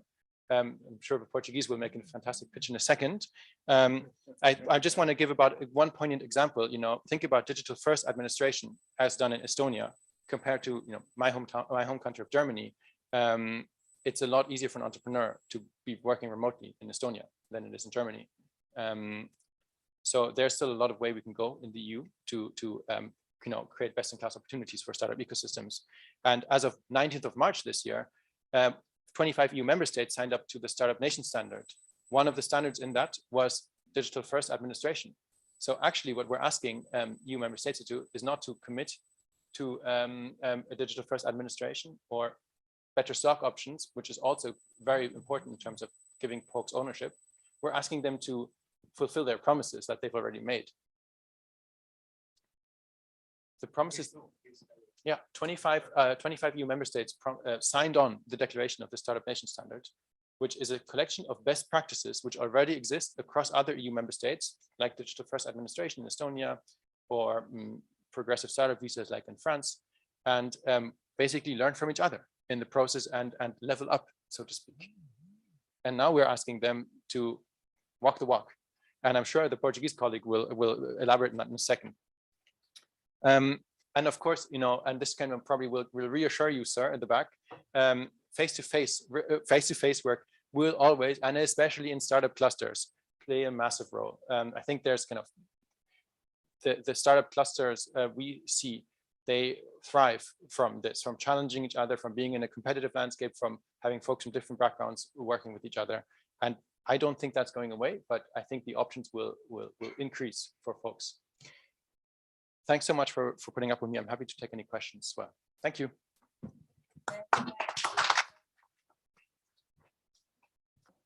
Odysseus, is there a question? Let me give you the mic. On what basis is it generally assumed that this transformation of society is a good thing? In the sense that we're moving to the digital space. We were already partly there in our offices. There's none of this, nothing is new here, okay? It's taking a different scale, but because of COVID, a lot of people who were lucky enough to have this kind of work, and only that group of society, can work remotely. On what evidence is the opinion that is inherent in here, everywhere, is this a positive thing, historically speaking, and not, let's say, the opposite of a positive thing? I mean, it's a very interesting question, and it's a societal question, which is definitely above my pay grade.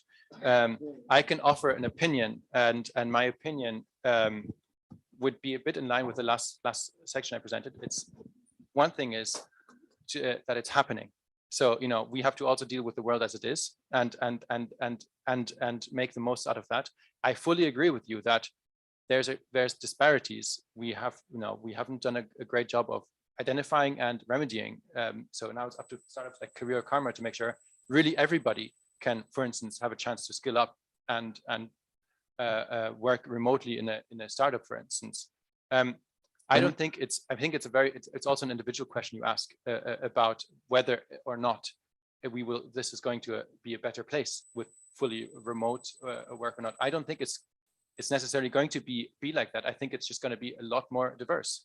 And I think 5 years from now, you'll have some companies which say we're only remote, and some companies, think of investment banks, which will say, no, we need you all in the office, and then many in between.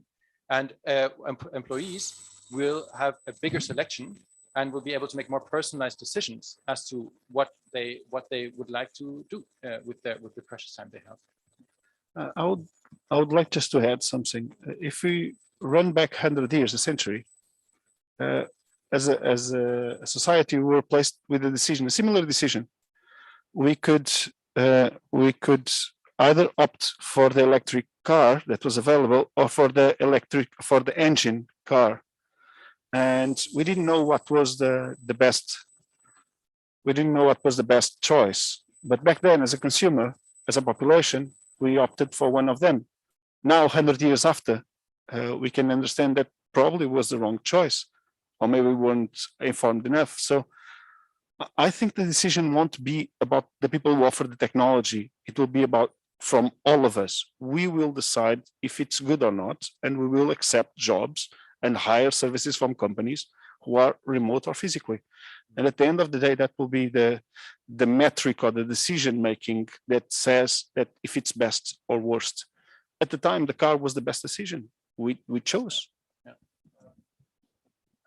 To agree with the example a little bit that you took from history, electric car versus But the dilemma was never actually there. The question was never posed to the consumers. This didn't happen historically, like you ask the consumers, what would you prefer to go for, petroleum or electricity? No, this didn't happen. This is, the people say today that this happened because they want to sell electric cars, but I'm not going to get started. It happened similarly, and I'll give you another example. People were looking at continuous current versus alternative current. And on that example, clearly, this will not end if we use example. Sorry, I don't want to interrupt you. I want to point something out that in all these things, this digital transformation does not include any attempt, even a shy one, to say, maybe this is not a good direction and we should discuss it. Everything that is presented either as a fact of life that cannot be avoided, which is, for me, total nonsense because everything is a human decision, even if it's unconscious. Yes. Okay. And the other thing is, it's not towards you. And by having totally closed the door to any criticism, we are blindly walking into this direction without knowing what we're doing. And we're pretending we do. I think this is a very good discussion that we are having here, and I would suggest to you that this is very much open for debate. Nobody is saying the deal is done. I'm also intruding on. So in innovation always has a perspective of lagger and a perspective of early adopter, and this is somehow innovation for our society. We're moving towards a path that we don't know where it will end, and some people will adopt and some people will lag for the adoption and wait to see what comes. I think we all have a saying on that. I can be on a job that it's more digital or is more remote, or I can be on a job that is physical. And there is industries who are inclined to that and other industries who are not inclined to that. Startups, it's the very tip of the spear. It's the very end where, and Benedict was talking about what is on the forward part of your curve, and not what is on the construction industry, which is completely physical. Even the offices of construction companies, they don't do remote. Everybody is there and works directly, and you can do that choice in terms of society. And I think it's unconscious, as you say, it's not a conscious decision, but we will have many years to test that. And to a certain degree, to a certain degree, we also live in a society and an economic system where we will be able to see which companies go which way and which societies go in which way. I, for one, was very encouraged to, for instance, see many startups and other organizations disrupting education in a way to give many more people who previously didn't have a chance to learn coding, to be involved. There's also a huge question about empowering minorities and other folks who haven't in the past been able to be a part of this. In the startup world, there's still a big problem with, there's also a problem with far too many of the founders being, wealthy young white males. And here too, we have a learning curve. And for instance, Career Karma is doing a great job to make sure it's a better playing field. In the past, education has not necessarily been based only on merit. And I think here is a great example where I would say the digital tools and digital workers of the future can lead us toward a more equal society. But that's also just maybe more my opinion. But I think that's a great closing note, though. Yes, and I think that then we'll go to Andre. Joe? No, I think we go to the corporate, and then we come back to Joe to close the session. Thank you. No. Thank you very much. So as a disclaimer, I would like to first say that I have a deep admiration for the startups and people who work in the startup space. I didn't have courage to start my own startup. And so I think you should today listen much more to those who have done it and are working with it, rather than to me, who I chose a more traditional career path and work for a corporation. Although I would argue quite innovative corporation.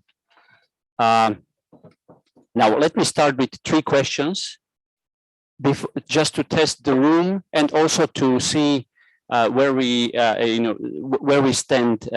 First, I wanted to ask, in the last 12 months, can you please raise a hand if you have taken any online course? Okay, so 90%. 80%. Thank you. The second question is, if you from your professional experience, but whether you are a student or startupper or a corporate employee like me, do you work 100% remote, 50% remote, anywhere between 50 and 100, or below 50? So I would just want to have a temperature check. So please raise your hand if all your 100% of what you do is fully remote. Okay, so it's about 20% of the room.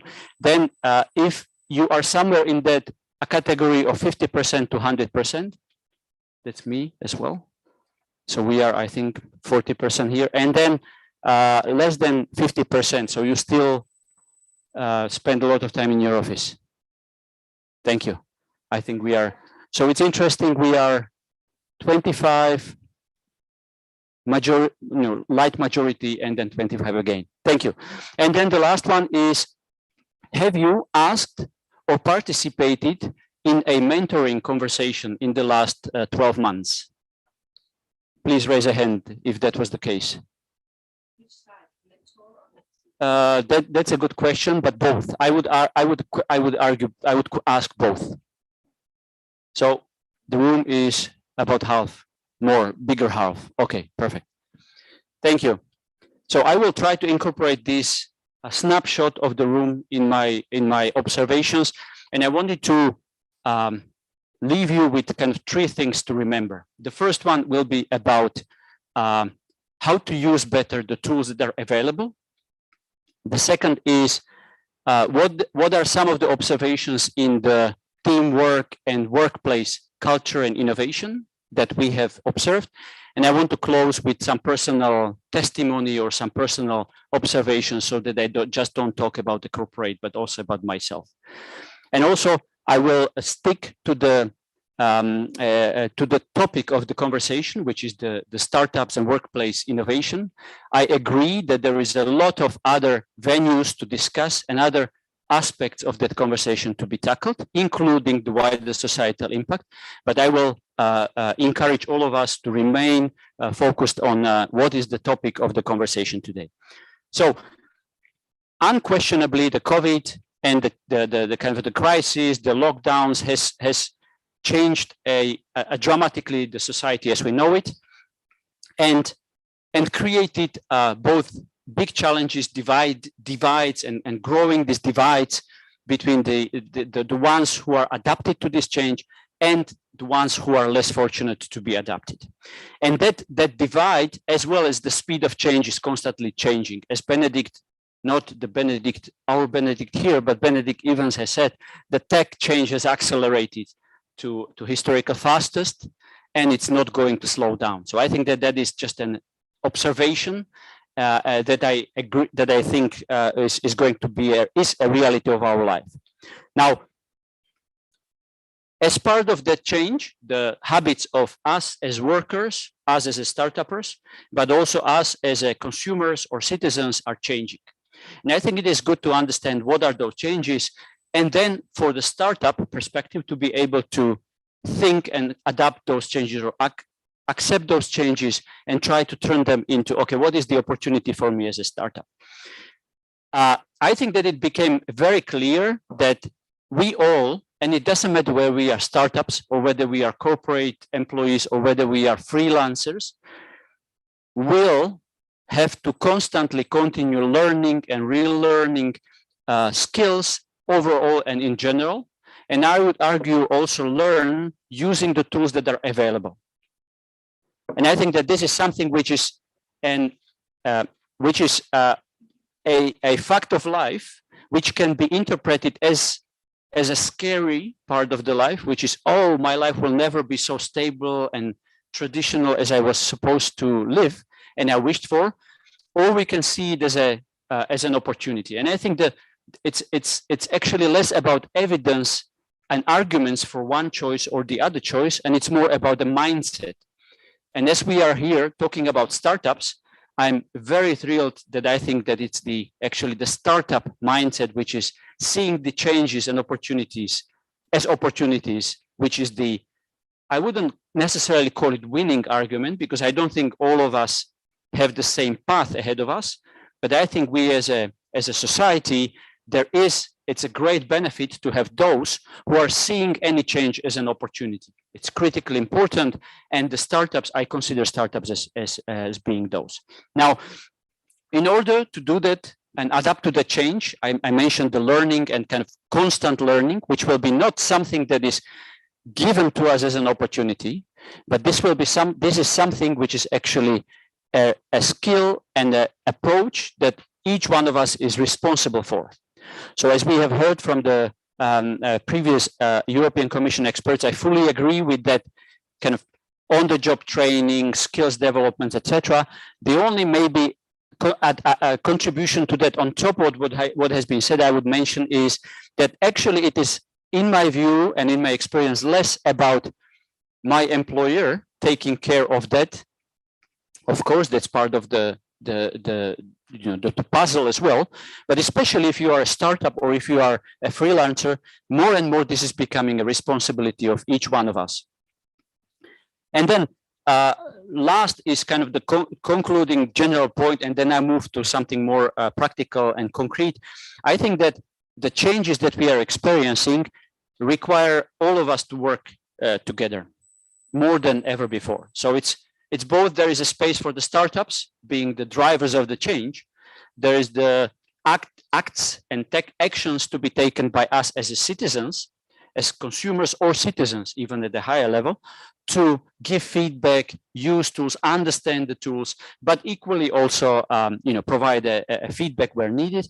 But equally, it is about the communities, and it's also about governments and frameworks around us. And this is just to allude to what Benedict was saying, that actually we as a society and our governments, our elected leaders, we have this opportunity to shape the society that we want to live in. And I'm a great optimist that the startups have a role to play, exactly because of their excitement about change and seeing the change as opportunity. Now, moving on, I wanted to the first point I mentioned as a first idea to leave with is that I think there is so much of new tools, instruments, resources, information hubs available that I would argue from a startup and change dynamics, it's a little bit more about using the existing tools in a smart way and focusing on what is the core, what I'm trying to do as a startup or as a citizen activist or any startupper in a broader sense. I think that we should be critical about the tools. We should question. We should give feedback. We should call for the regulatory frameworks to give that feedback. But equally, if you look at startup, what do startups need? Startups need to be able to test their idea very quickly. They need to be able to scale that idea in a pilot and think about the global reach as quickly as possible, because that's the best way to reach the scale, but also keep incorporating the feedback and learn by doing and adapting and changing the products. And I think that, again, at least from the perspective and experience of the company I work for, which is Google, this was the approach which we have seen is really working. So instead of kind of endlessly debating the ideas, which is, by the way, I don't discount that, it's really, really important, but maybe especially for the startup ecosystem, the drive to pilot, see how it works, test it at a scale, find new ways of identifying where I can find new customers, new clients of mine, provide that service or product to them, and then incorporate the feedback from them in order to make it better, better functioning, but also better responsibly functioning, is a way to go forward. Now, I will mention a couple of tools that I wanted to leave you with as an option. You have a free choice, and startups have a free choice. But if you are similar to me, I'm an economist and international relations trainee, unfortunately, and I have not chosen a path to study technology. There is a lot to unpack these days about how to communicate the ideas around us, how to market ourselves as well. And we have packed some of those marketing ideas and digital marketing ideas under a course called Fundamentals of Digital Marketing. I would encourage you to take it. I have taken 75% of it. It's really I am able to understand it, so that means you will definitely understand it. And it's something where it's really a baseline, but a baseline that creates a snapshot of how the world and a communication tools today work. Another one, which I think is really, really cool and exciting for the startup ecosystems, is the AI for Business Checkup tool. Now, this is basically a set of questions where you can choose to describe what is the type of the startup and idea that you are trying to implement.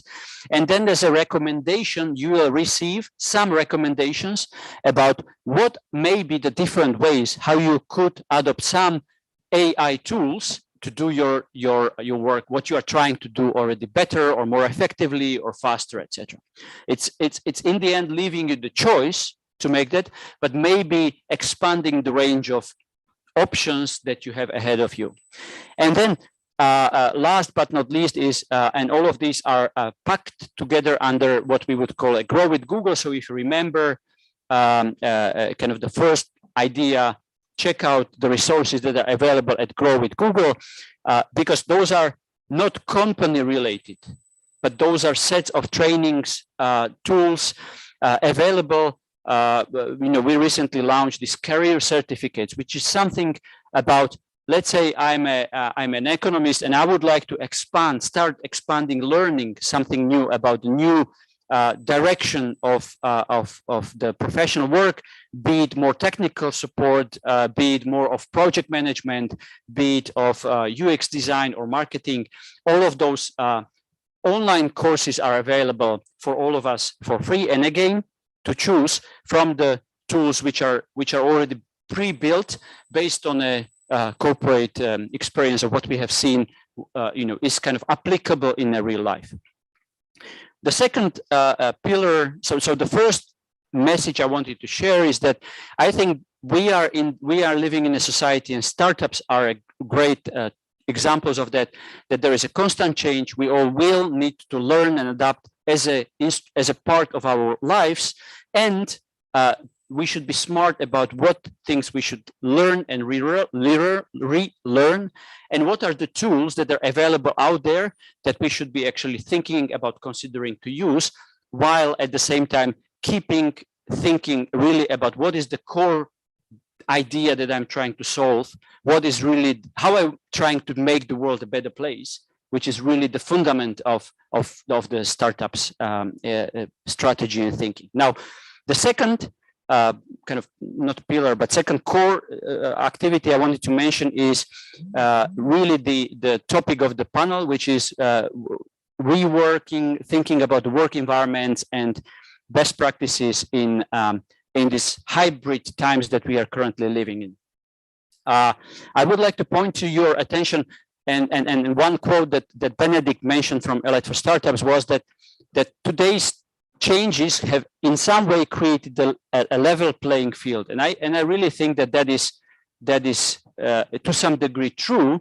And why? Because equal questions about how to work better in a hybrid formats are being asked by large teams, large corporations, small teams, startups, or even individual NGOs or citizens. And I think all of us have the same starting space to start and pilot and test and learn from what can be done. Now, some of the practices that we have learned or observed about how to set up the teams, how to work together with the teams, we as a company have put those under a public resource.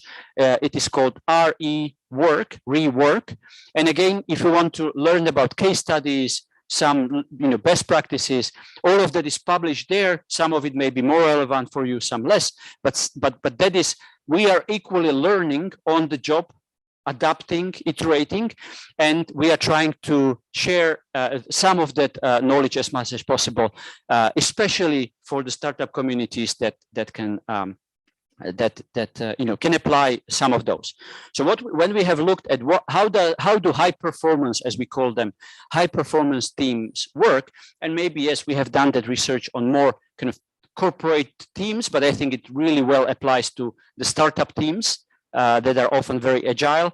What we have seen is that it's less about what are the predefined positions and roles, and it's more about how do team and different team members feel working together. How do they feel they are safe to admit they have failed and learned something and are able to articulate what they have learned? How much do they feel either insecure or embarrassed to admit that not everything I do will be 100% success? By the way, this is something which is also as a useful approach to life in general, and it is equally very important for the large corporations. Many of you may remember, for example, there were these Google glasses, I think, and the engineers and certain group of technology exciting people were really excited about having a camera attached to your glasses, and just a couple of years later, with all due respect, maybe firearms and kind of very specific design architects are using still the tool, but we as a society have rejected that. We have rejected the fact that somebody is walking with a camera attached here, and we don't think it's a good idea. And so we have called that project off. It's a, well, let's not call it failure, but it's not one of those products or services that is used at a global scale. And I think being able to close down the unsuccessful projects where the feedback was tested, implemented, and taken on board is really something that we all have to do, and also startups are called to adopt as a normal part of the life.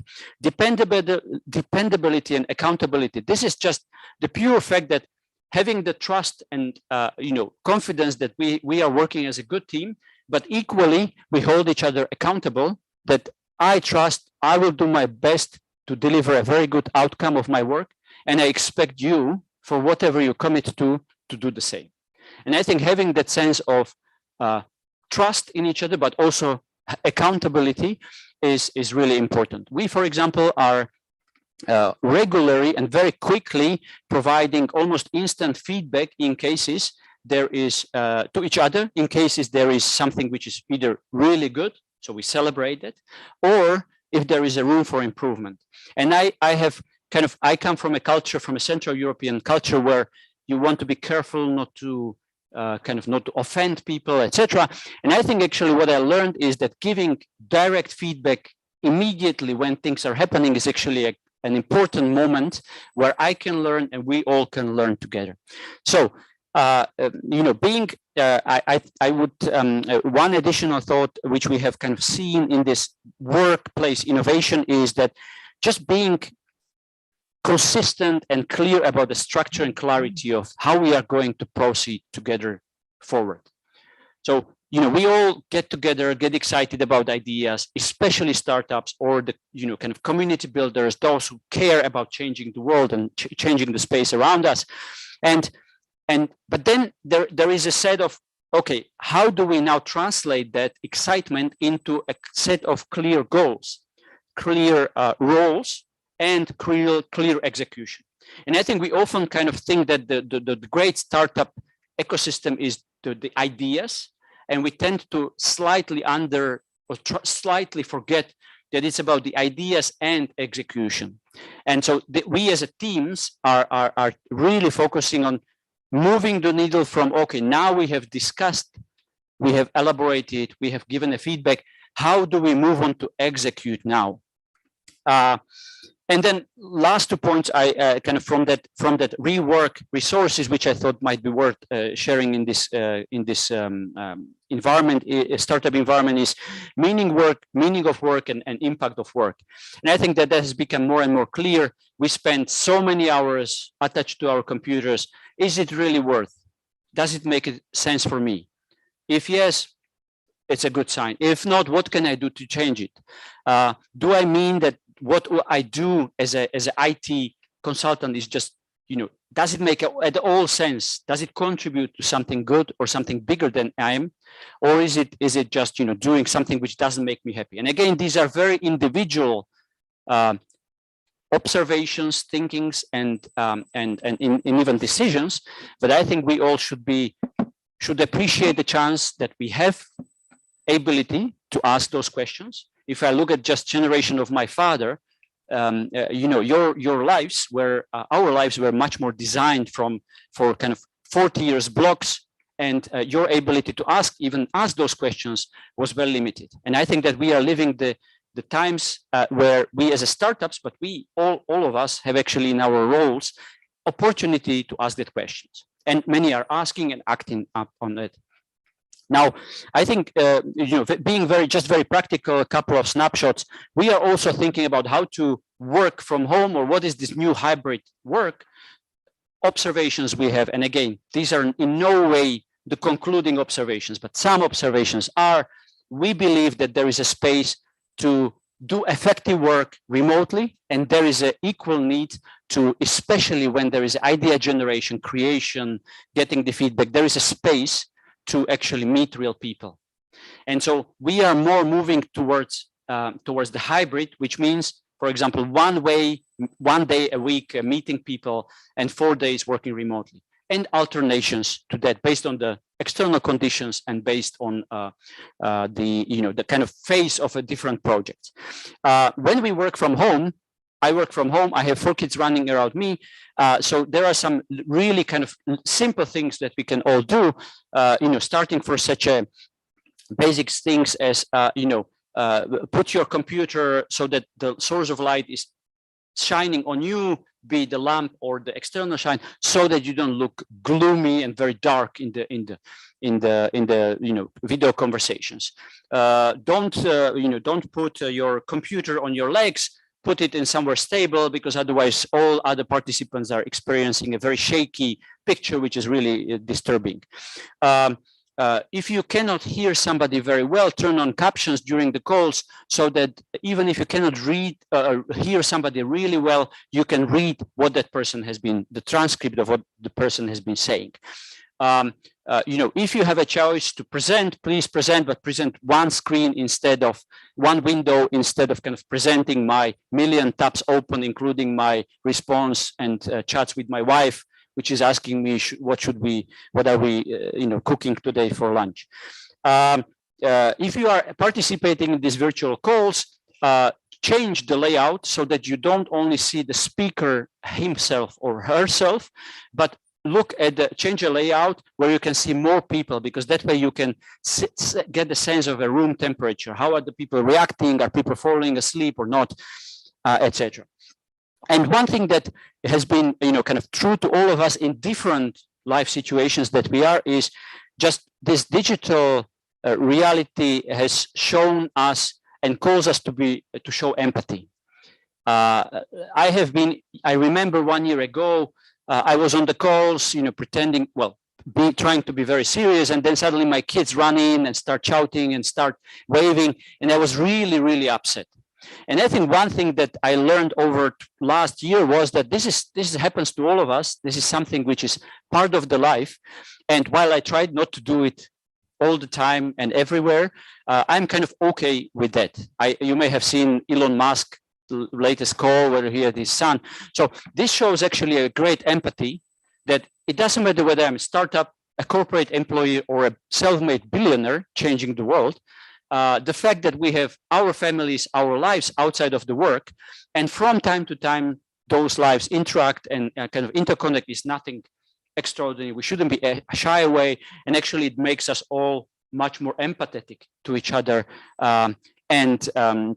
rather than being, kind of afraid or being actually rigid in expecting this is exactly how we have to all work. And again, let me come back to this, the richness of choice, which I think I don't discuss that everybody should appreciate the change equally, but the fact that we can make those choices is something that is, I think, unique for our times. Last point is, so I have mentioned about admitting the failures. I think we all are called, and this is what we try to do at every conversation, we are called to actively solicit different perspectives. And somebody calls it diversity. I call it just actively looking for a different worldview. Whether it is the workplace, making sure that whenever we are discussing a workplace, there is actually a boring guy like me with 4 kids, but there is also somebody who is just a younger, very excited, socially active person. Equally, there is somebody who has different lifestyle, and soliciting those views is actually what makes the richness of those conclusions and what we will agree to go forward. From this session from this part, and I'll conclude with a couple of personal stories. From the second session, what I wanted my kind of to be the main message is that the change and the kind of the transformation of the society has happened and is very fast. It's accelerating. And if we are now speaking about the startups perspective, I think this is actually a great blessing. There was never a better time to come up with an idea, use online tools which are already available so that you can do the stuff that you want to do rather than thinking about how can I find customers. You can use the tools, you can use the online advertising, you can even personalize and find where my next customers without actually having the physical presence in those markets. So I think we are really living in extraordinary times for startups for a startup perspective. I think we all are to own personally this task to develop our skills. It's not somebody who will take care of us. I understand that there is a role of governments, there is a role of the programs like this, which is important, and I really appreciate it. But in the end, it boils to, it is my responsibility, how I am learning, growing, how I'm taking the time to take the decisions, how I'm taking the time to seek different perspective, how I'm disconnecting, how I'm protecting myself from a deep work where I turn off all the networks and digital stuff around me, and I'm just focusing on one single task right after the another. And it is my responsibility, first of all, to be able to then say, okay, now I'm engaging with others, I'm leveraging the digital tools that we have, but now I am shielding myself from all of that, because the great ideas and deep ideas come from a time where I'm thinking much more thoroughly, and the tools are available as a tool, not as an ultimate objective of the work that I'm doing as a startup. Now, a couple of points about a personal story so that I don't just speak theoretically, and here I will conclude. So I'm hopefully on time. One thing is this notion of keep learning. So all of us are busy for one way or the other. I am busy, but equally, what I try to do is every half a year commit to take one online course per half a year. Now, I have taken some, mostly these are free courses. I have just finished some Harvard course, Oxford leadership course a couple of months ago. I attempted to take a course of basic of artificial intelligence. I unfortunately failed, but just the pure fact that I commit to learning on an ongoing basis, and again, my personal commitment is every 6 months I have to, because it's not a requirement in my work, it's my personal choice. Every 6 months, I want to be able to say, what else on top of being busy and with the work and being busy with the kids and family, what on top did I learn? So that's just one. Second, pilot, adapt, and iterate. So instead of kind of endlessly trying to think about what else could be, I'm often asking myself, what could I do to give back, which is outside of just doing what my work requires me to do. And so I try kind of on a yearly basis to fulfill one of my dreams. And I have a separate file where I keep a list of what I would like to do. So just to give you some examples, last year I ran an ultra marathon in the mountains, just to try it as a tired father of 4 kids. The year before, this year, I'm mentoring Taiwanese and Israeli startups. That is my way of just trying to give back something. It's virtual. Frankly, they are much better than me, that I will ever be. But if there is something that I can help them understand a little bit better, maybe in that public policy space, then I'm taking the time and I'm doing that. And I'm learning so much from them that it's a great enrichment for me, while I hope there is a little bit of value for them as well. I think that, and the last thing is, last two things. I think that we sometimes in the startup space, but also we personally, are driven by this be best in something. And while I recognize that as an ambitious goal, what I have seen works in my case a little bit better, and it was, I learned that through talking to Oxford University professors, was to actually focus on, am I gradually improving? Am I getting better? So if my objective is, I want to be best in the world ever, well, I have unfortunately failed. I'm not best in something ever in the world. And if I can try, I keep trying, I keep improving, but I probably will never be that entrepreneur who will come up with the groundbreaking innovation. The groundbreaking innovation comes from you, comes from younger generation, comes from startups. So for me, what really worked is, instead of looking to, okay, how can I be the best in the world in something? What works for me is, am I gradually growing? Am I gradually improving? Do I have a plan? And am I trying to follow that plan? So that is something which focus on, where I'm trying to focus on a gradual improvement rather than trying to have this ambitious dream. However, at my age, I'm kind of understanding that's a little bit, that may be a little bit too much moonshot. And the final is values, personal values, and mental health. I think that this is a very good point that was also raised in the discussion. We all get zoom into about how to be effective, productive, how to be startups and changing the world and grow. And this is extremely important. But what I have seen is that whenever I just focus on work and I forget the values that I have, and the values means that I need to do, I want to live a complex life. Our life is not just work. Our life is also a spiritual life, studying life, giving back to the community, taking care of the family, or taking care of those who are in need around me. All of those are, I think, calls for us and for each one of us. And a component of that is a mental health and well-being.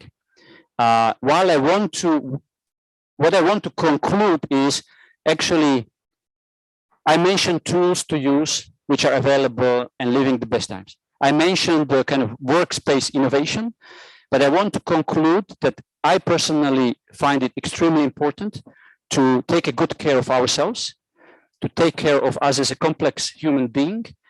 Hard work, all of that is needed, but remember that the hard work is not all that defines us as a people. We have a commitment to take care of ourselves, and if we take a proper care of ourselves, I think we will be even much more productive in the work, while not burning everything around us, being the society, being the families, being the relations. And that is kind of the final personal testimony I would like to conclude this intervention. Thank you. Thank you very much. Thank you very much. It was amazing speech. Now we'll leave the floor to Joao. I think that you have some bridge with this mental health Yes. in your presentation, but as we are running a bit late, maybe you can also. Yes, so and you can make, you know, your. I give you my role, and you can make the wrap up and conclusion. I couldn't do that. First and of all, we will forbid Odysseus from asking questions. No, so one of the things I would like is to thank you for the invitation. Thank Caroline and everyone else involved in the project for the wonderful organization. I would like to thank you all for staying here, and the ones who are still at home. Thank you for enduring with us. I know I'm the person that is between you and your lunch, so I'll go very fast about it. I'll move fast. Can you please, Caroline, can you please upload my presentation? out of the screen. So where can I be? I'll be in front of you, here, here.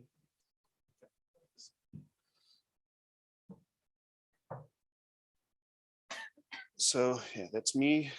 This is pretty much what we're going to talk about. I'm going to talk about, and there will be a little bit less interactive than I expected. But how did we get here? And can success be a bad thing for an ecosystem? Can it really damage the ecosystem, its own success? And why the heck it changes everything?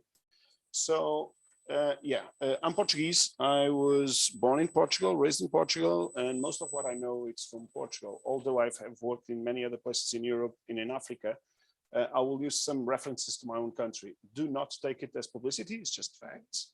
But I will use the good facts, don't worry about it. And take it as examples of what I think is happening in many other countries in Europe, faster, slower, in different manners. But when I have bridges, I will bring back the European perspective. So I think it was 2 years ago, before COVID, or just at the start of COVID, the main newspaper in Portugal said unicorns represent 40% of the total of the Portuguese stock market index. And how the hell did we get there? What happened? Because those are many companies with a lot of factories, with families who build things and been there for a century or so. So how did in a small country, the unicorns, stock market in Portugal, C20. So how did we get there? And it's not only Portugal, it's Europe. So what happened for all these companies to grow so fast, to become so important? And what implications does it have for us? Because throughout the latest years, we've been building these for ourselves. It's not the unicorns themselves. It's not even the startup thing. In Europe, we've been training people every year, more and more, giving more education to the youngs.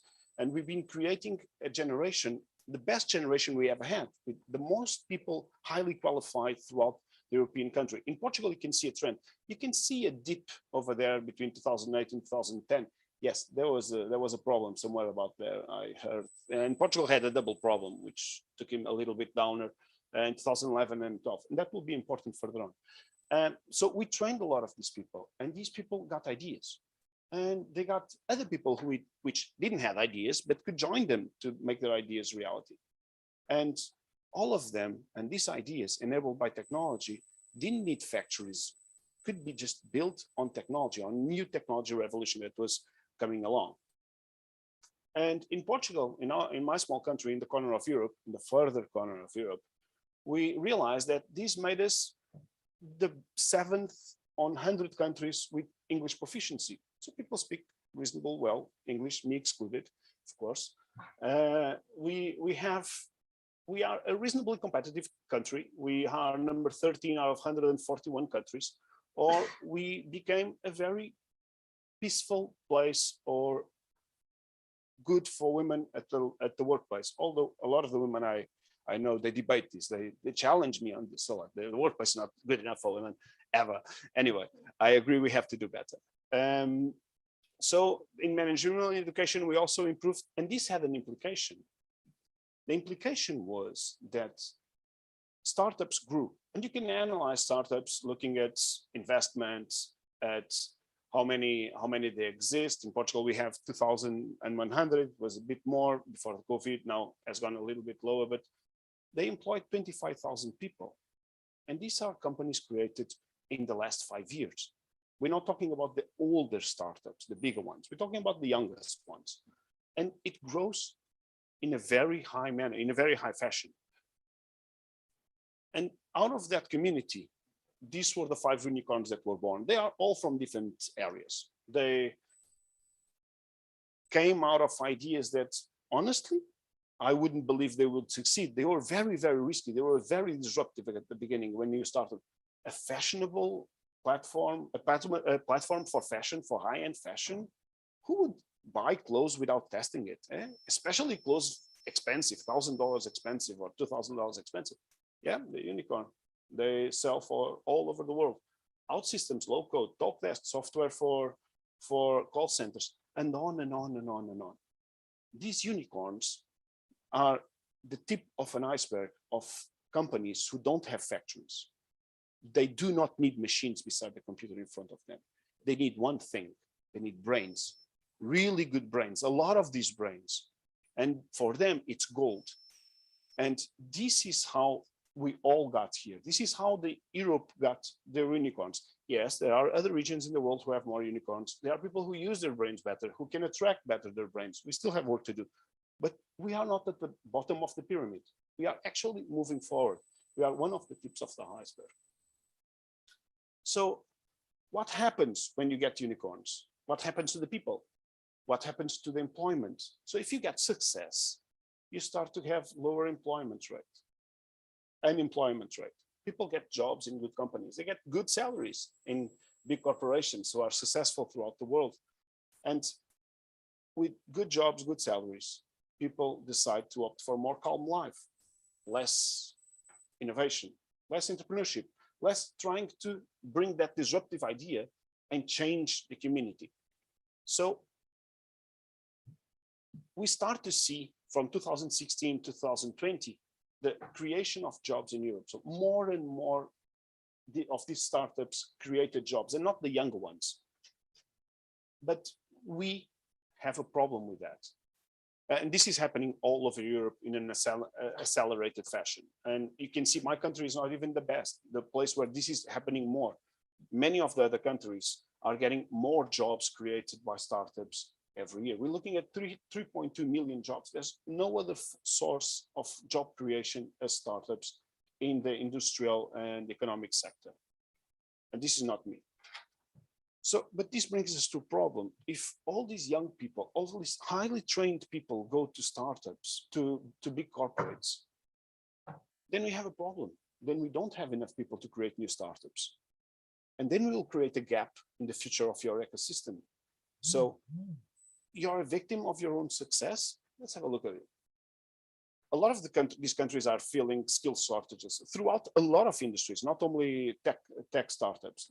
You're losing a lot of the highly graduates, and startups don't work only with people from tech. They work with people from business, project managers, chemical engineers, and many other people from different backgrounds. So this skill shortage creates a problem for the ecosystem, for the future of the ecosystem, because we might have a gap in 5 years, might have a gap in 10 years in terms of big tech companies or big companies throughout the world.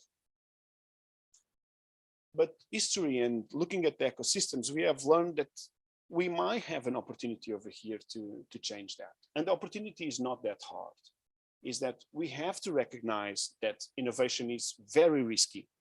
Very, very risky. And the risk, and that means that the risk of failure is very high. But the people who went through the cycle, they should be valued and included back again into your ecosystem. They should be valued because they tried, they failed, but at least they learned how to try. They learn how to go through the process, and they have the endurance to come back again if they want to. And also, people who already invested and were part of the ecosystem, they invested their life, their time, and they were successful. Incentivize them to invest in other startups, to invest in other entrepreneurs, to give back to society, as you were mentioned, sometimes with money, sometimes with their time and experience. It's the level of activity in your ecosystem, and you might actually reduce the risk of having too many big unicorns with success. Also, you can do something else.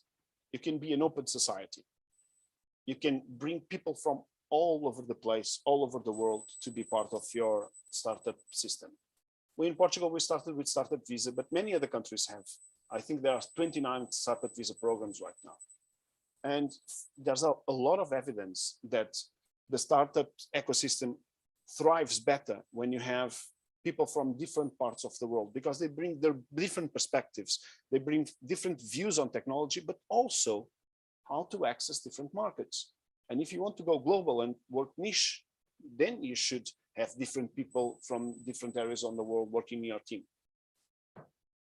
And also, because if you want to build a true ecosystem that thrives and builds, it's not only about having many entrepreneurs, it's about having them with the right people, with the right message, with the right culture, with the right design and environment and space. And this is a bit like the Maslow pyramid. where yes, you have to have the people on the bottom and you have to have the training, but you have to give them the right environment for them to grow and to spower into new startups. So you might lose some, but if you gardening and if you nourish your ecosystem, you might make up that for the growth, might make up for the growth with different actions. And then we got COVID. And everything was running well, and suddenly we have a problem because my ecosystem is no longer my ecosystem. My country is no longer my country. I'm now working remote. I have remote in Oporto that has a lot of people throughout the world. My startup might have the CEO in Madrid, their tech team in Greece, and the product development in Portugal. And how do you cater for such a situation, creating ecosystems? What does it mean, ecosystem locally anymore? Does it make sense to talk about the Portuguese ecosystem? And we can see this I can see this in my local city, in my small town city from where my parents are in interior of Portugal. I see people working for San Francisco. There's no way I can compete with salaries for San Francisco. There are people working to London or to Brussels out of their small villages inside in the interior of Portugal by the side of beautiful forest and the river and so on and so on. So how can you do that? How can you build yourself for this change? And we inquired 4,000 coders, 4,000 tech people from the Portuguese ecosystem, and we asked them, what are you going to do on the next years? And about, I would say, more than half said, yeah, remote or at least partial remote. So they don't want to go back to office. They don't want to go back to physical. How does that change even the office space of my community? Because I built these amazing co-works, amazing incubators, accelerators, all these beautiful infrastructure, and they don't want to go back in there. They want to stay home and talk with teams. And these are the people who are the spearheads. So I think we have to really rethink about what is going to go on the ecosystem. I won't lose a lot of time because I know I'm thinking about lunch too. So I would just highlight the percentage of employees considering to work as contractors in the next 12 months. 71%. They are switched. So 71% are considering to work remote. What? So if everybody goes remote, what happens? What happens to all these? As someone was saying, to the gym I built, to the fruit I have, to the supplier of the fruit for my office, to all the good things, the nice things I had. And this is not only for startups, this is for all, these are all the different sectors throughout the different continents of skills that we're seeing that will change throughout the next years. To especially the ones in top that are STEM and so on, they will grow highly. So we will have to produce more people, but we will be producing more people out of our taxpayers' money through our universities. But we won't take profit of that. China will take profit of that. The US will take profit of that. Many other countries will take profit of the investment we do in people because they, as people they want to earn the most they can to provide for their families. So how do you deal with this going back to building ecosystems? I'm pushing universities to train me more coders, but then universities train more coders, they work remotely for San Francisco or for Rio de Janeiro, I don't look at. So I think we have really have to consider that all of these people are working remotely because they love the place where they are. They love the place where they live. They love the houses, the families, and everything else. And we should start to think about ecosystems, not in a sense that of a national manner, but on the sense of people-centric. We have to bring the people and the conditions and the places where they are back to the table, because otherwise we take the risk of imploding our innovation ecosystems, because people will move where they feel more comfortable, and we will lose the critical mass to create that difference that we talked at the beginning. We need startups and companies and people to be together to create innovation and to bring a better future for all of us. Thank you.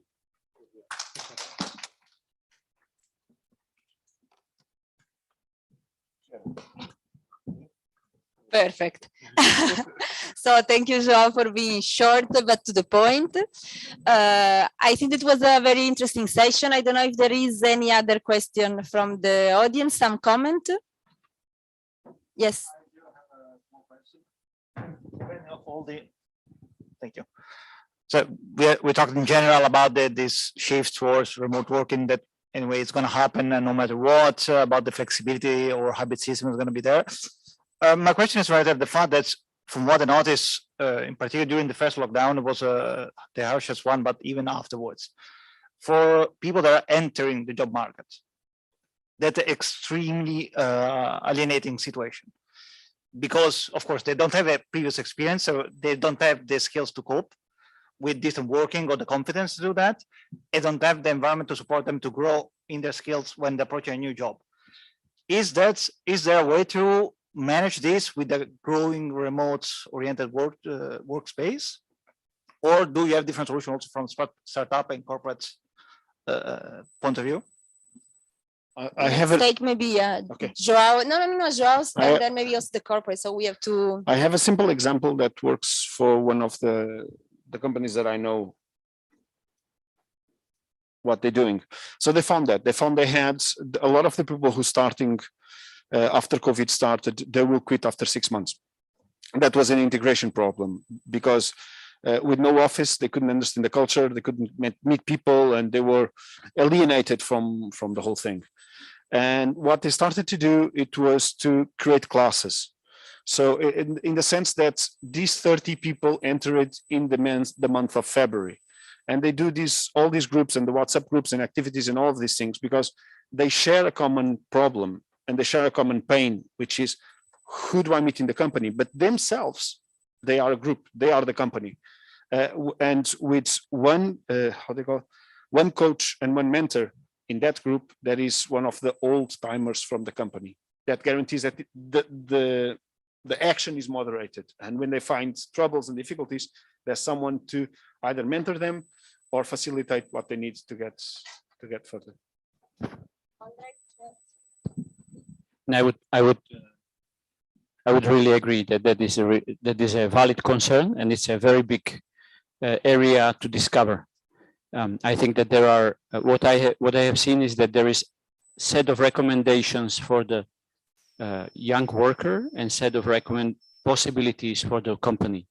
So for the young worker, I think that I mentioned this lot of online classes and resources available.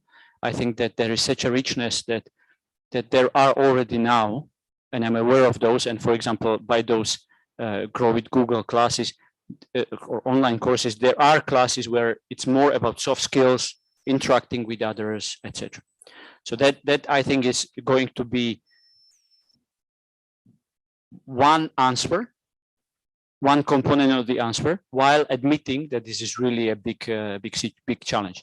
On the side of the companies, at least in our company, of course, we are equally to others. We are trying, and we are, doing by learning, or learning by doing. So some examples include, making sure that there is a physical component, if possible, especially at a certain regularity in the beginning when people are onboarding the new team. So if there was a lockdown, well, no, if there is a strict lockdown, we respect the rules. But if there is like a semi-lockdown, there was a socially distanced lunch that a very limited group of people could meet. So this extra core team could meet and make an extra effort to go to safe place, take some time and speak together. The second is we prepare a very good and much better onboarding guides, which are prepared not by HR. By the way, HR does whatever they do, but it's prepared by the colleagues for the newcomer, where we say, hey, you will be part of my team. So this is what we as a team prepared for you. Here is a cool place to have a beer. Here is where we have the resources. Here is how we send the emails. And so this is like more peer-to-peer sharing, but that work has to be done before and is shared on the day when the person comes as a reading material, and it's complemented by the social distance, but but still some physical meeting. Then also we do the mentoring thing. So we are always asked, do you want to be an elf, a newcomer elf? So I usually, when we have a new person, we can volunteer, and all of us do, where we say, okay, I will take an extra effort to regularly check on that person, call him or her, ping regularly, you know, invite him or her to dinner, etc., just to show an extra effort, which is not on behalf of the whole company, but mainly it is me personally as an old timer taking care of that person. So these are some tools. I think more will be developed and all of us are trying, but I think, again, there is a component where each one of us, it's not good to be in a position of a victim, to feel like, oh, I'm now in this really difficult situation that has never been before, and I feel really lost. I started with acknowledgement that it's challenging, and I fully agree. And I think that it's coming to all the young people these days, and it's not easy. But I think let's not fall into what can everybody else do for me because I am the poor kid that now first. I think it's a combination of, no, I have to take action. I have to seek external mentors. I have to start sending emails to the company, interesting contacts before I join, so that I can already start that onboarding, because it's not so easy as it was before. So there is an action I need to take because I own my life. It's not government, company, or HR that owns my life. Equally, at the same time, to balance, I think that there is this set of simple, quick, easy tools that cost nothing and are more about giving a space for colleagues and for team to come and ask, what could we do together? What could we do to welcome this new colleague? Okay, you mentioned, wine, so let's bring them to the wine cellar. I say, okay, I have kids, so I don't do wine, but I will be a mentor or elf. We prepare the dog, we recommend, documents to read, etc. That's at least what we try to do. By the way, I'm a big fan of wine. Look, I just wanted to add one sentence to say that, it's not just kind of the job entry, but also and Andre alluded to it, and I'm fully agreed with it, the ability to form a network and to leverage it is fundamentally changing right now. What we used to do when we went to Plux 3 years ago is just gone. And mentoring is one way in which this is going digital, but let's be honest, the ruling is out. And I'm very curious to see how networks will evolve in remote work situations. Any other question? Yes. So we are actually both students, and we study ID and innovation management here in Brussels. So we actually spend a lot of time learning about innovation in different sectors. And we also work with different companies and do projects about innovation. So we actually really see that for a company to be able to exist in the future, there needs to be some sort of innovation, even if it's intern or extern or the people that you work with or the product that you bring out. So I think for us, it was very interesting today to hear how different sectors work, because, we learn a lot about it. And one thing that we know for sure is that we all have to keep innovating. Even like Sir said about, you have to get a new diploma because maybe in 5 years, the work that you do now will change. So you have to re-educate yourself. So I feel like for our generation who are still at school, we learn that innovation will keep on going. So I feel like the way that we get to, like the way that class is, we already start to learn it. So I feel like for my parents, for existence, it's a little bit too late for them, but for us, it's in school already. So for us, innovation will be more and more into the future, even if we don't want to, even if we don't like it, because we already know if something new is out, a lot of people don't want it first because it's new, we don't know how to use it. And then eventually it will be part of our life because it has to be. So I feel like innovation will be part of our life and it will keep on going because we want more, we want things faster, we want things better, health-wise, technology-wise. So That's just a little bit input of a few students. And if I could only congratulate you, that is really a very valuable feedback. And I think that one interesting, if one interesting component of what you said is that this will be the distinguishing factor between those who will actually be successful and happy in their life and those who will not. And I think it's interesting to, while with all the respect, but we are here kind of privileged, you speak languages, you study at a good school. So I would say we are the privileged ones. And I think what really will be interesting and a societal challenge is how to make sure that those who haven't been raised or haven't had a chance to learn and realize that the innovation is part of the life and they have to keep adapting and changing, how do we do not just kind of write them off as, okay, we give you social benefits and that's all, because that will make their life miserable. But we will, how to make extra efforts to try to at least some of them to shift. So I would fully agree with you. And it's both valid for the sectors. The digital sector, arguably, it's a little bit more easier to do innovation. Maybe in the steel industry, it's a little bit more difficult. Innovation is going to be everywhere. In the business, it will separate those that will be successful long-term and the others. But I think as a society, and that's what the gentleman was alluding to, I don't see him anymore, it's a very valid point that this is also meaning that there will be some portion of the society which haven't had the privilege of being around people who were just telling them, listen, you have to keep learning, you have to keep innovating, that's part of the life. Or they don't have capacity. And how do we incorporate and how do we include those people? Where I think the current systems are not working, because giving them social benefits is one component, but it's just the baseline, and it can have the exactly opposite effect. It can seal you in that echo chamber of not improving and not working on myself because I have money, what do I care? But that deteriorates the whole person. The value of whole person, of himself or herself, is really going to be in trouble. And so we have to, with all the excitement about innovation, I think that there are, as you were saying, there are these big societal questions, which, all the respect, I don't think I will be the ones bringing you will be the ones coming with really groundbreaking ideas. Just a quick add-on for the studies. I will pick up on the question of the sectors. Where do you find, more than the sectors itself, I see two formulas for innovation right now. You have the whole or the conservative innovation, where you have incremental innovation, market innovation, you have all of this. And then you have the world of startups, where grow fast and break things, approach to innovation, disruptive innovation.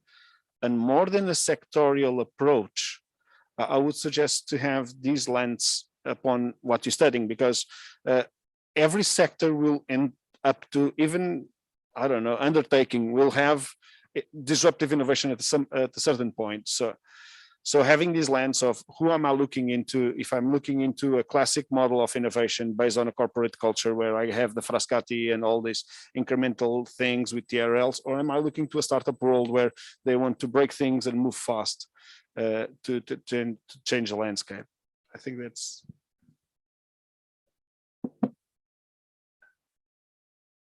Yes, Megan.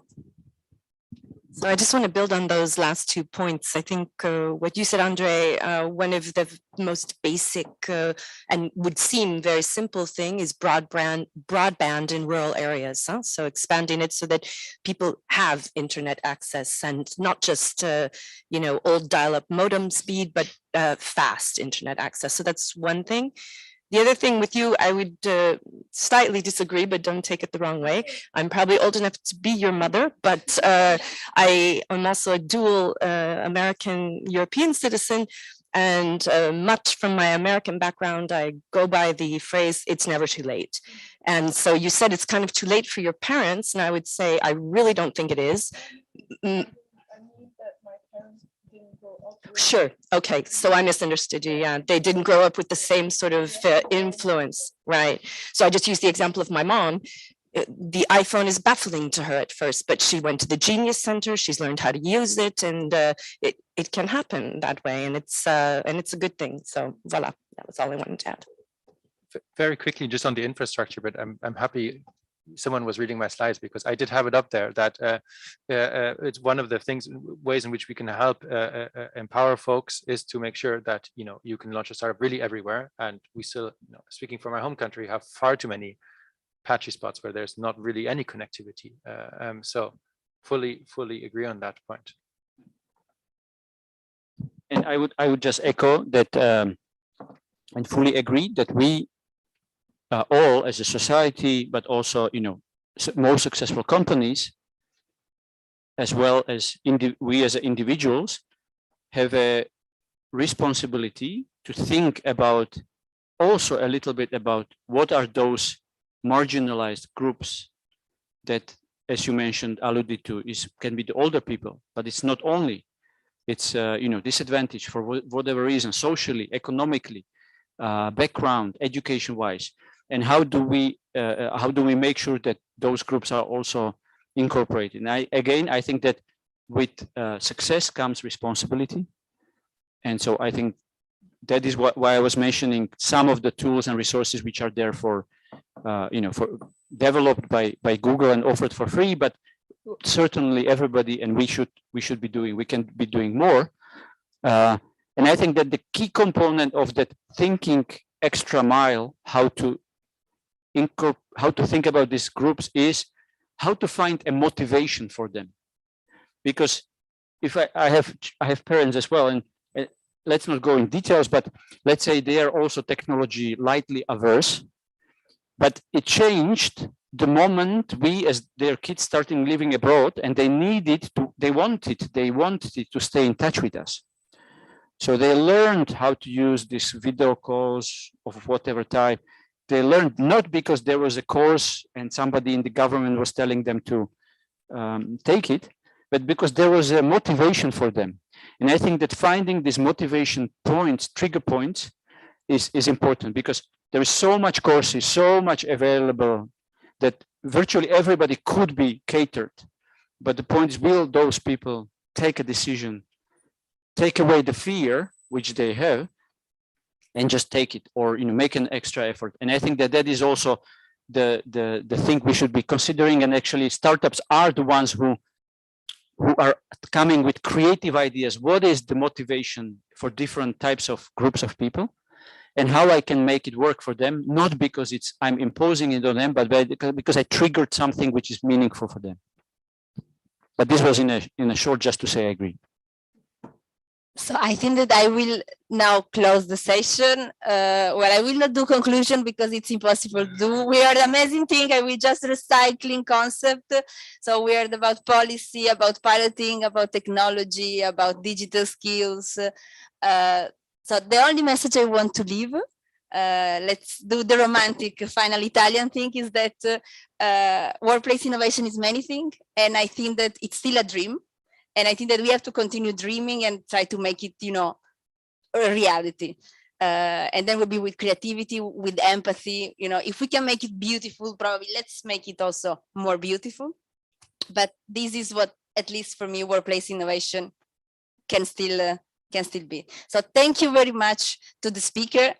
I was so grateful you were here, because I feel like unnecessary moderator, because you were moderating the session yourself. I was very happy to have this active audience with some provocation, question and reaction. So thank you very much. Small group, but very exciting, energy.